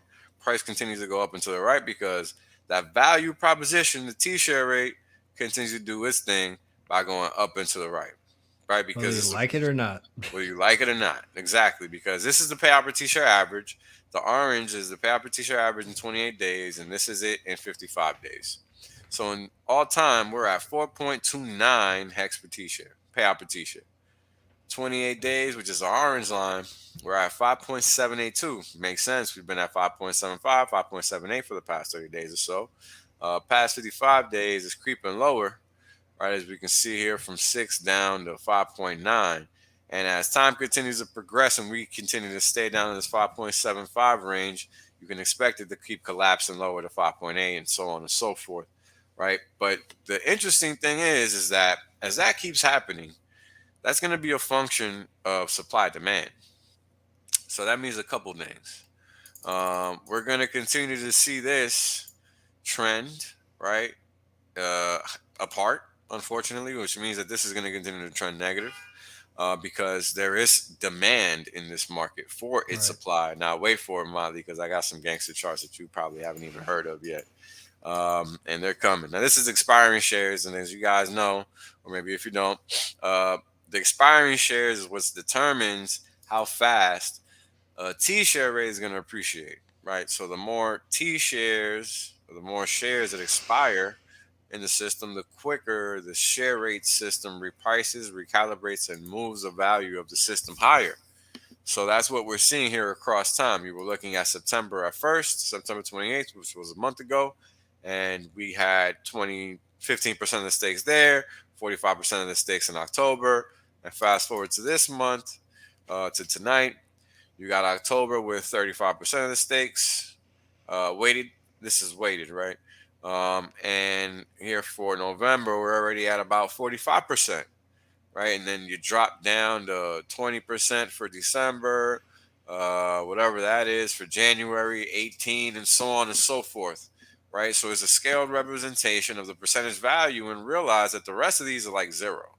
Right, you might have pretty maybe much 1, 2, 3, but here's another chunk 1, 2, 3, maybe 5 here, right? Like it's scaled out across time, so it's always front loaded, which is always going to propel the T-share rate higher, and that's what we're seeing here. This is why time is of the essence because the activity is always front loaded, and the design of the coin, based on its bonding curve design, is to cause the T-share rate to ever increase in value as the utility of the coin is exposed to the network effect. So understand that that's what's happening, and that's why the T-share rate is always going to do that, no matter what. So here we have the correlation charts. As you guys know, zero hex returns on the x-axis, which lets us know that hex is positively skewed to return. It's positive. It's designed to return positive returns only. I mean, it's a weird thing to say, but look at the chart. It doesn't seem like it should be real. Yeah, but it is. it is. Right. I mean, just haven't seen anything like it before yet. That's all. Look at the returns on the left side of the zero line. There's just not that many there. I mean, if this was a heart and you had to measure the valves, the left or the right, the left side of the valve as you're staring at the heart, meaning your right side, would be very oversized. It'd be dangerous to look at because this shit is straight positive over here, right? And it's the same thing versus Bitcoin. Correlation zero, hex returns on the x-axis, and I mean Bitcoin all over the place, right? Ethereum all over the place. Hex, however, nice tight grouping, all on the right side of the zero axis, and that's what you want to see from a productive economic asset that claims to be good. Because what you guys got to understand is that a lot of these people on Wall Street, they're spending their lives looking for that thing. That exact thing that I just showed you that the hex is. That very exact thing. And you Decorrelated. all are in right now. Yeah. Before Decorrelated. them. Check it. Decorrelated, meaning zero correlation to Bitcoin and Ethereum. Positive return skew, meaning the returns are positively skewed, meaning they're always going to be on the positive side of the return line. Barely any negative returns. They happen, but they're just buying opportunities. Versus the top two coins, which are all over the freaking place. Come on. Not even a competition. It's very basic. So here we have rolling correlations chart, T-shares versus the price of Hex, which I show here in days. So we have 21 days, 34 days, and 55-day correlations. And as you guys can see, they were not tight before we had the market take off. Once the market took off, which you kind of see over here as well, right? And this is why I show this chart. We go back, what is this? 340 days or so. So we go back 200 days. About halfway. Yeah. So go back 200 days. That chart was wiggly, meaning the value was still there to be had if you understood what was going on, right? So when you go to this other representation of that reality, that correlation wasn't as solid, meaning that the T-share rate wasn't controlling the system as such just yet. But after we started ripping and the market kind of got in line, that's what we've seen. Tight. Yeah, that's what we've been seeing ever since. I mean, the 55-day correlation is still one, and that's the hardest one that takes to sustain that long. Like that'll be the first one to crack. Yeah. Once we we lose it, because that one, well, that won't be the first one. I'm lying. It'll be the 34 day. No, the shorter. The 21 day. Sorry. Yeah, it'll be the 21 day. So once that one starts cracking, you'll see it. But if you look at this over here, you'll see that there are. It's like you just drew one line, bro. Yeah, but if you look closely, I don't know if you can see it, but like right here, I see a little opportunity there. Yeah, there's a little hump there. They got out of whack for a little bit. Yeah, a little bit. A little bit, but they came back in line. You see, and that's just the thing. Is like the system is going to ultimately rip higher. I know it's hard to imagine, but you got to realize that this is not the first time Hex has gone down to sideways. It's pretty consistently just the only thing it does outside of just ripping. So this is just going to lead to another rip because that's basically how it works. Don't take my word for it. Just look at this chart. Just math, people. Just math. It's just math. I mean, here we have the payout for T-share in magenta. Lucky Hex for you, and you got orange. whales to paint it for you, so you can understand. I try. And then the sum of both, which is just adjusted Hex value, 180 plus 30 cents, right? That's 210 plus a couple cents, 212. So the important thing to realize is that we take pit stops along the way, and we're just traversing what the payout for T-share has already done. It's just a matter of how quickly we get there. We already hit the 50 cent mark, and we had hit it back in terms of the payout for T-share in June, and we got there in September, 3 months. So that means we can expect $2 maybe by November, according to this chart. End of November. Oof. Right. Hope no one's out of position when that happens. We'll see. I mean, oh man, that's what we're getting from this chart, right? So let's see. The last time we hit it, when we hit a quarter at first, it was May. When price hit it, it was end of August, about 3 months. So over time, that delta in time between the price hitting where the payout per T-share has already passed is going to have to compress over time, because the T-share rate is only going to get more expensive. So it's going to require you to get more Hex, which is going to close that gap between the payout per T-share and the price of Hex. And that's when this line is going to start creeping up again, because everything's related. You can't have one without the other. And that is when the doubling rate would slow down.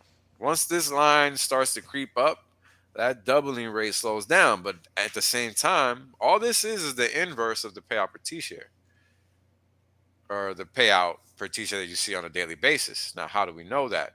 Well, keep this in mind, and let's go back. It's literally the same charges upside down. All right. How do we know? Here, 5 point. Let's do some math. Because this is all the payout per T-shirt. What do you call it is 17.403, 5.746, 5.746. Oops. Boom, 17.40. So it's just the inverse of the payout per T-share. That's all that it is, because that's the value proposition. That's what's driving the system's value, the T-share rate. That T-share mechanism is what keeps everything in line. That's why you're picking up value at a rate of 17% of 1 year versus 5.5 years at an all-time low at the bottom of World War One. Like, that's not even comparable when we're talking about the S&P 500 right now. That's embarrassing, but that's their reality. But this is where we are. This is where we're going. Only year 2, not even there yet, just getting there. And this is what the total holder count looks like, 374,000. Price is going to look like it's going to catch up to it, but here we have the current stakers, 69,000, holding the price above itself. Question is it going to crack or is it going to reverse higher? My guess is it's going to reverse higher, because that's the whole point of staking, right? Trying to keep the floor there. So here we have the current stakers per current holders. 26.25% of all of the people in the system are stakers. So 1 in 4 of your buddies are stakers in Hex. Somebody's lying out there. Oof. Who is it? Oof. Oof, that hurts. Now, check this one out, Molly. This is probably the best chart out of the latest batch. Current, this is circulating supply divided by current holders. 2.17 million. And this is during a 50% retracement. Only keeps going down, meaning there's less coins circulating. Get them while you can. Trying to let them know. Get it while you can, boys and ladies. They think that that so-called fixed Bitcoin supply is real. Oh, little do they know. Little do they know. We could literally do a stream just on how that's not real alone. But let's talk about this payout per staker in Hex terms, which is better. As you guys can see, trending in one direction.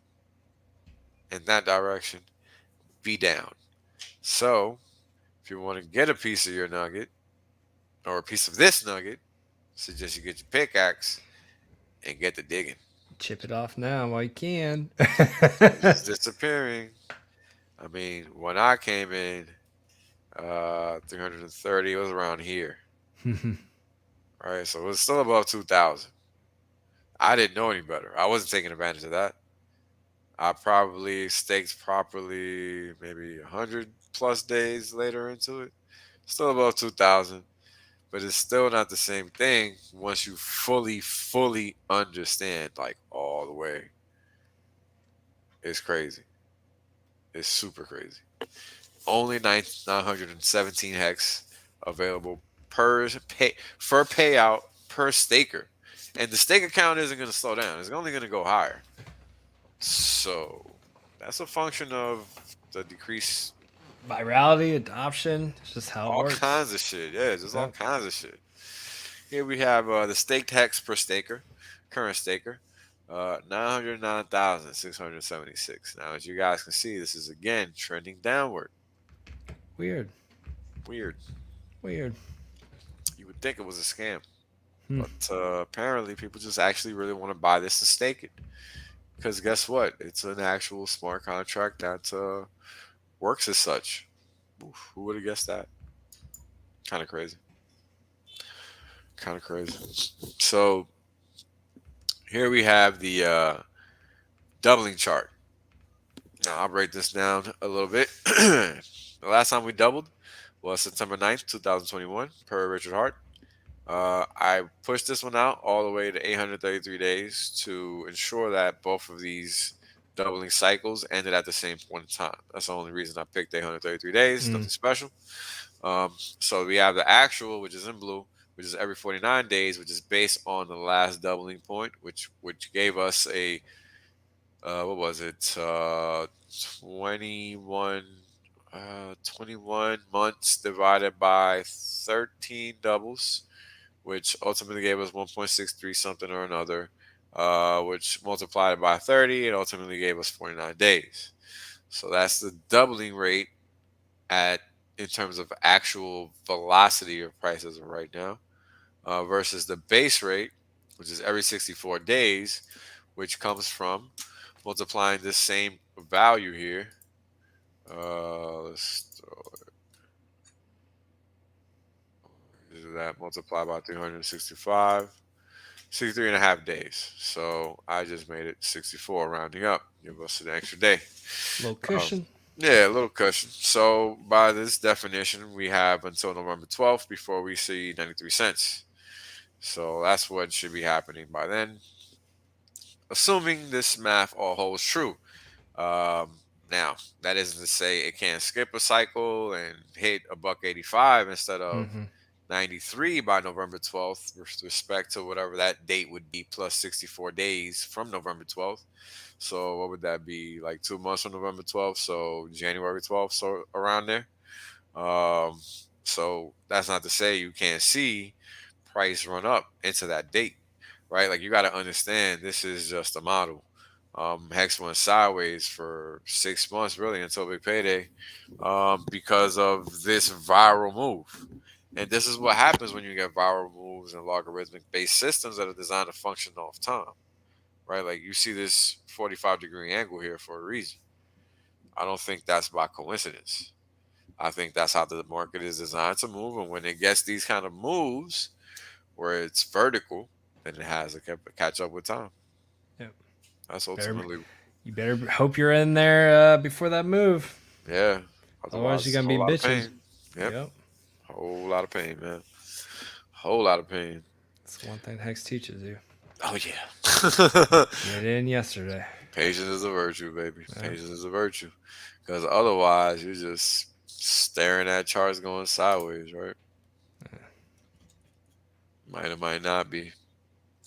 I like my charts to just look like that. Yeah. Just 100%. so different. Just so different. Hard to beat. Oh, I mean, this is just nasty. So here we are within the models area, right? We're a little bit right below. I mean, this is what, 31 or 15 cent move, so 50% pump, basically a little bit less than 50% pump back to all-time highs. And we did 45% the other day. So, doesn't take a lot. Just a little bit of gas and we're lit up. And I mean, we had some pretty significant buys today. So clearly people are out there waiting just to get this party started. But if things keep going at their base pace, I mean, imagine this is November 12th, plus 64, that's January 12th, plus 64, that's March, May, right? I July. can't even wrap my head around that shit. Yeah, man. I mean, wild. imagine being September and then being in between 10 and $14 of next year. Man, with the potentiality of it being between 30 and 59. Like, that's a hell of a range. 10 to 60 by next summer. What the fuck? Madness. That's madness. It's madness. It's supreme madness. I mean, imagine if this goes viral and not a way we expect, where it goes viral slowly, where it's just constantly bidding, and it's just somewhere in between here. That would be the perfect scenario. Right. Because it's not too much, not too little. It's like Just just right. right. Yep. Goldilocks of crypto, Yeah, baby. the Goldilocks of crypto. Goldilocks of crypto. Just right. Just right. Can't beat that with a baseball bat, man. So we'll see. But yeah, you know, this is what lends Hex the ability to be a productive economic asset, not a liability, right? Once you're able to hash out or flesh out what that payout is, that cash flow from that productive asset, you're able to ascertain what that actual value is, right? Now, this is the same as not being parked in a Beanie Baby or something like that, right? Where that value is of perceived notion. It is not mathematical. So it's unique from that aspect. Very important to understand the difference, because if you don't, that's going to cause you to get wrecked, right? There's nothing wrong with throwing your money elsewhere. It's just wrong if you don't understand why you're doing that. Because people are going to opt to do whatever they want, doesn't mean it's going to make sense for them to do it. So that's why it's critical to understand that difference between an asset, a liability, and how it is that you can determine the actual value of that asset versus that liability, right? Because again, an NFT is not Hex, and Hex is not an NFT, right? Like, understand the reason you own that thing. It's so critical, because nobody can judge you for owning anything, but they can judge you for not owning it correctly, if that makes sense, right? You're just pissing your money in the wind, for example. Um, you can do what you want, right? But you're going to pay the consequences for your actions. And over here, we try to help people not be wrecked. We try to help people build generational wealth. And that's a function of understanding compounding, understanding yield, understanding attaining yield, understanding what an asset is, what a liability is, how you determine value based on those, basic concepts. Like, this wasn't, this was more of a conversation for a reason. Yeah, you go from those basic concepts, and then you derive something as amazing as a lot of those charts. Like, but you got if you if you don't have a solid foundation, you're not getting anything. You're not getting shit from it. Yeah, like, I mean, imagine if nobody really understood that Hex was this amazing thing. Would you be selling your real estate? Of course not. No, why would you? Nope. It makes no sense. I'd be keeping it. Yeah, making my pleb gains. exactly. Yeah. But that's true, right? I mean, that's what it's about. That's why it's critical to understand asset versus liability. And this is why knowledge is so powerful, because say I tell people what I'm doing and they're not educated and they don't have this information. They see me as being the risky one and taking all this risk on, and to me, who's actually educated in what I'm investing in, and I know what I have and I know the math behind everything, it's a no-brainer. It's like a guaranteed freaking home run every time. And Every to them, time. it seems like I'm risking the biscuit for everything, and it's the exact opposite, man. It's the exact opposite. But then it just shows you how powerful that knowledge is. Like, if you got the knowledge and you know the fundamentals and you know what you have, like, it's the very opposite of what everyone thinks. 100%. It's That actually asymmetry is where all that value is. Yes, it's that knowledge gap, right? Yeah. And we kind of talk about that. Yeah, we kind of talk about that all the time, and that's the thing. You're coming into all this money in crypto and all of that, and a lot of people don't even know the difference between an asset and a liability. Now, to me, that is bananas, because what's happening is somebody's gonna depart you from your money. Because just because you made it in crypto don't mean you're going to keep it. There's a whole lot of ways to spend it. There's going to be a lot of people luring your money out of your hands. Right? They're not going to be round 2 is to be able to maintain it, hold it, that's grow it. Yeah, exactly. And that's not easy, right? That's not easy to do. It's not even that you need to know everything, but you need to know something. And most people know nothing. so that's the problem, right? Like, most people don't even grasp the simplicity in just buying and staking Hex. Everyone here right now is so lucky to be here. Do not give up your position for pennies on the dollar. Do not do it. Not worth it. You'll regret Anybody it. selling You'll Hex regret under it forever. $1 and not keeping a core supersized position. Yo, you're gonna fucking hate yourself in 10, 20 years. You're gonna be that Bitcoin guy that's just famous for the rest of time just For selling being a that shit schmuck. at fucking 8 cents or whatever the Whatever. hell he did. Yeah, it doesn't even matter at that point. Like, Yeah. that'll be you. I mean, all right. Let's end it on this, Molly, and I think you'll agree. Right. We talking X's here. Yep. Not percentages. Now, I remember seeing all those tweets about, oh, I saw my Bitcoin from 11 cents to 30 cents or 60 cents or whatever. Now, again, we talking X's here. Would you really dump a coin for a few X's? I know I wouldn't. Nope.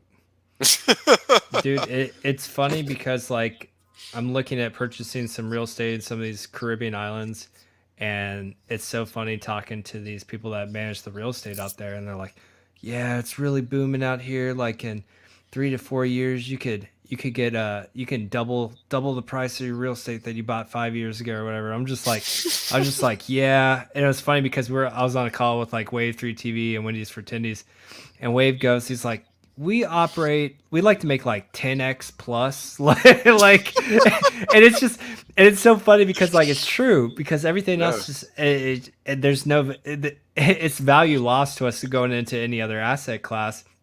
But it's so funny. It's foreign to anyone else outside of crypto. It's just like they're ecstatic about this property potentially going up a 2x in 5 years, and the only thing that's going through my mind is like the opportunity lost to take my money out of this asset class for any period of time, and they're over here getting excited about a 2x, and I'm just like, man, I'm losing so much money over 5 years, bro. Yeah. Over 5 years. Not in a day. Not in a week, not in a month. Half a Over decade. 5 years. How crazy is that? And people just don't know, man. Again, it's that knowledge gap. They just don't realize what's out here, and that they don't realize the best asset in the world is Hex, and it's here. It's an asset class that most aren't even familiar with. So this disparity between the knowledge is just it's huge. Bananas. I mean, it reminds me of when I used to be like, yeah, I trade futures and forex because, it didn't make sense to me to be a small pocketed guy wanting to trade stocks. You can't. Number one, there's not enough volatility there for you to make it worthwhile. Right. Like every stock, like, the odds of you finding that right penny stock and plugging it for fucking 25 cents a share 1 in a million. or whatever, right? It's rare. It's not common like people think it is. So, the reality is that you have to find another route in order to compound your capital within a meaningful period of time. Yep. And that's typically going to come outside of the stock market, because the most common things are never the most value providing things. They're not, right? That's why crypto, uncommon, provides thousands of X's, and nobody even wants to fuck with it, but it's the best thing out there. It's crazy. Like, we're out here trying to force people to get onboarded so they can get out the rat race, and they're too timid to want to learn how to use technology. That's ultimately what it boils down to. Yeah. There you go. And that's why we can talk in Nexus. We are that 1% in this new transference of wealth. Yeah. Yep. I've been wondering for a while who's going to get it, and clearly it's us. Yep. Simply because everybody's coming in after, and they're going to have to wait their Everyone turn. here now is willing to put in the time, the work, the effort, and we're all going to be rewarded for it. There you go. Simple as that, man. Great way to end it. Molly, thank you, brother. Let the people know everything you got going on, where they can find you, and all that good stuff. Yep. Follow me on Motley Investor on all platforms. Pretty active on everything. Go follow Legion VC News. Trying to get that account to 1,000 subs on Twitter and YouTube. It's going to be all Pulse Chain related stuff, projects that me and a lot of other OG Hexicans are working on, and then we'll also be doing interviews and stuff with everyone else that's building on the new chain. So tune in. Be a good source for Pulse Chain. Get it to 1,000 subs. I'm offering 10,000 hex, but it goes down every 24 hours. Got a little bonding curve set up, so I think Should be down to 9 by now. It's Or 8 now. 8, 8, right? Yeah, 8 tonight. So you guys are slacking. I think we're at 600, so we're a little over halfway. So 8,000. It's now an 8,000 hex giveaway. If you guys want to stay there, get it to 1,000 subs on YouTube and Twitter, and we'll kick that giveaway off. But yeah, man, excited for what's coming down the road. A lot of stuff people don't even know about that we're all of us are building on behind the scenes for the community. It's pretty cool. Yeah, it is. I got some shit I'm working on too, bro. It's gonna be crazy. Yes, it's gonna be crazy because it's gonna basically be like, here's that thing people have been talking about but never really existed. Explicitly saying on stream either too, like, what are you guys talking about? Like, it's coming. It's coming. Yeah, I've talked about it before. That's the funny thing. So it's gonna be exciting. But we'll see, man. You guys know you can find me at on Twitter at WellsOnly1, just like you see on the screen there. Telegram t.me/WellsOnly, WellsOnly.com. And that's where the charts are currently posted right now. So peace out, everybody. Thank you guys for joining. And sorry I didn't get to engage in the chat. This was more for you guys to listen, learn through osmosis, and really just realize that the information is out there for you to capture. It's on you to capture it. Yep. Peace. Later, guys. The information displayed in this broadcast is known to cause increased amounts of FOMO. Wells Only and his guests are not responsible for any losses you may accrue for having weak hands. Where the haters at? Y'all bitches still ain't showed up.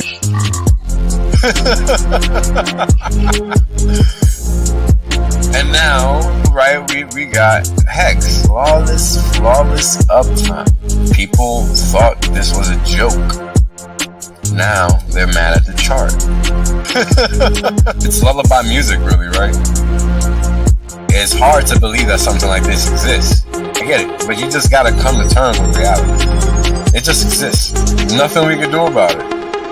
Buy a steak and chill, baby. Shout out to Marketable Thoughts.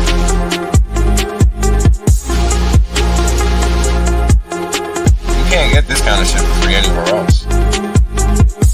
It's very important to understand that. We're handing it out. People thought this was a joke.